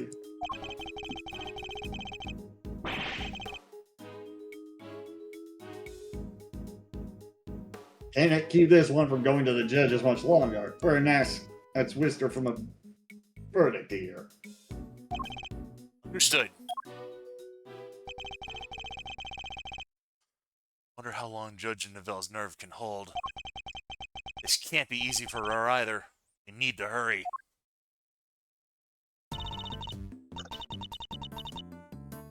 How are things over at the courtroom of doom? Courtroom of Doom, that's a good one. I like that one.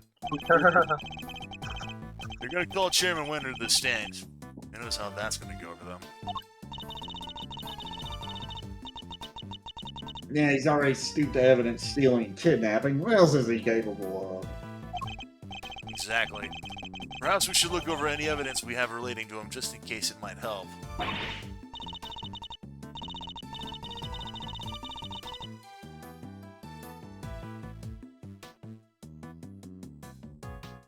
All right. Good idea. All right. Leave it to me. Presenting a hot new piece of evidence fresh from the evidence oven. The gloves we found in his garage? Yes, I was thinking about those. Anything else? What about the case file from the IS-7 incident? Chairman Winter was involved in that case, right? Yes, he helped suppress the evidence. Probably a good idea to have the notes on hand.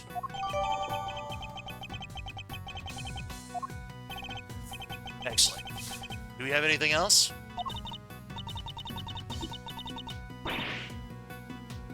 We sure do. Last, but far from the least, there's this.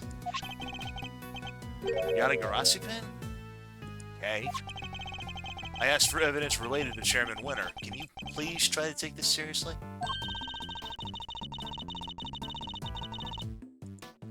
Says the guy who spent his life presenting people with evidence that has nothing to do with anything. Okay, first off, that's Phoenix, not me. That's different. Wait, that's Eustace? Oh, hey, what are you That's doing okay. here? That's okay. Huh? Okay. Hey, what are you doing here?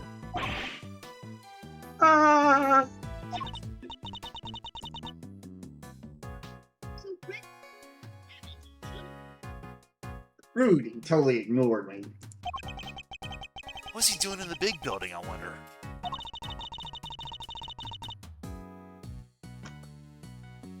Let's go inside and see if we can figure out what he was up to. Yes, good idea. The hatch is wide open. The hatches are open! Sorry.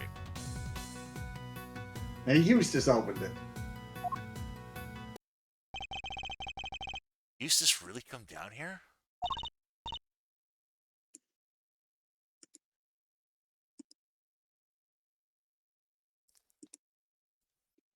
Mr. Edgeworth, look!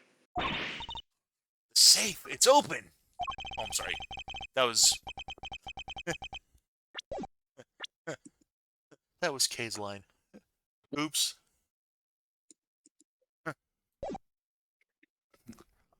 I guess maybe he did come down here. Better take a closer look. I was gonna say, Ben, don't we want to stop here? 'Cause Yeah, there's still a that's- lot left.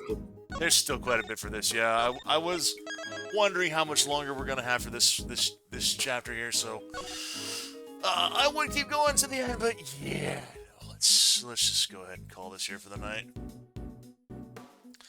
Alrighty, so I'm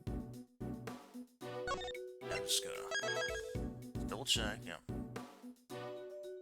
Save has been complete. Okay. So we will go ahead, call it here for the evening. So, options. We have opportunities for what we're going to do tomorrow. We've got 3 potential options. 4 technically, if we really wanted to, keep them open. We could do more Mouse PI. Get back to that game, at least finish. Not really so much finish, but continue on that. We could go get further in Splatoon Raiders, or we could do more of this. I would say probably this for next Saturday at least. Yeah. Let's say, yeah, I'm good either way. Do you have any D&D this coming Wednesday or no? Yes and no, and in the sense that yes, there is a planned game for Wednesday, but it is not our current ongoing campaign. It's going to be for, I think, a one shot for for whomever's interested in it. I'm not planning on participating in it either way. Oh, okay. So you're free that Wednesday? I should be. Because we could do more Splatoon Raiders on Wednesday if you want. Or no, wait, actually, probably not a good idea because I do have to leave early on that day. So I might just go ahead and do Mouse PI then. In that case, okay. We may save Mouse PI for Wednesday, and if that's the case, we may just go ahead and just fire up Raiders tomorrow then. Just get more of that pushed, or more of that envelope pushed. So. Yeah, we'll go ahead and we'll plan on that then. We'll go ahead and we'll save more Ace Attorney for next Saturday. That will be the 8th of August. Yep. And tomorrow, we'll just do more Splatoon Raiders then. All right. Well, that sounds good to me.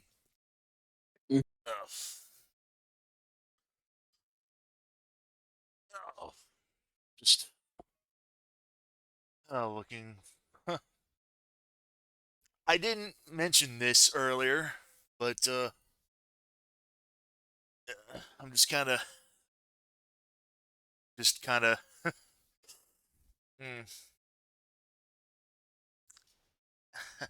how can I explain this? Today was my mom's birthday. Oh. She would have been the funny meme number if she were still alive and with us today. So yeah. But yeah. Anywho, not really not that super important, I guess. That's understandable. Yeah, it's just I'm just looking. I was just like, oh right, today's the 1st of August. Or it was for those that are not on the East Coast. So yeah. But yeah, Mom was born August 1st, so it's just kind of like, oh right, she would have been almost. She would have been getting close to 70 if she were still with us. So, still, I mean, I'm just kind of the fact that next month is gonna be September, and I'm in fucking 40 then. So that's that's something I'm like, oh dear goodness. Anyway, that's neither here nor there. Like I said, Platoon on tomorrow. Mouse PI up next Wednesday, and more of this on the 8th. So we'll go ahead and we'll focus on that, I think. Thanks everyone for swinging on by, both Twitch, chat, and CoComs, as always. And as always, this has been Mr. Ben. This has been Jay Smith. DM21. Wishing you all a wonderful evening. We will see you guys tomorrow evening for more Splatoon Raiders. Until then, take care, y'all. Later, folks. Have a good weekend.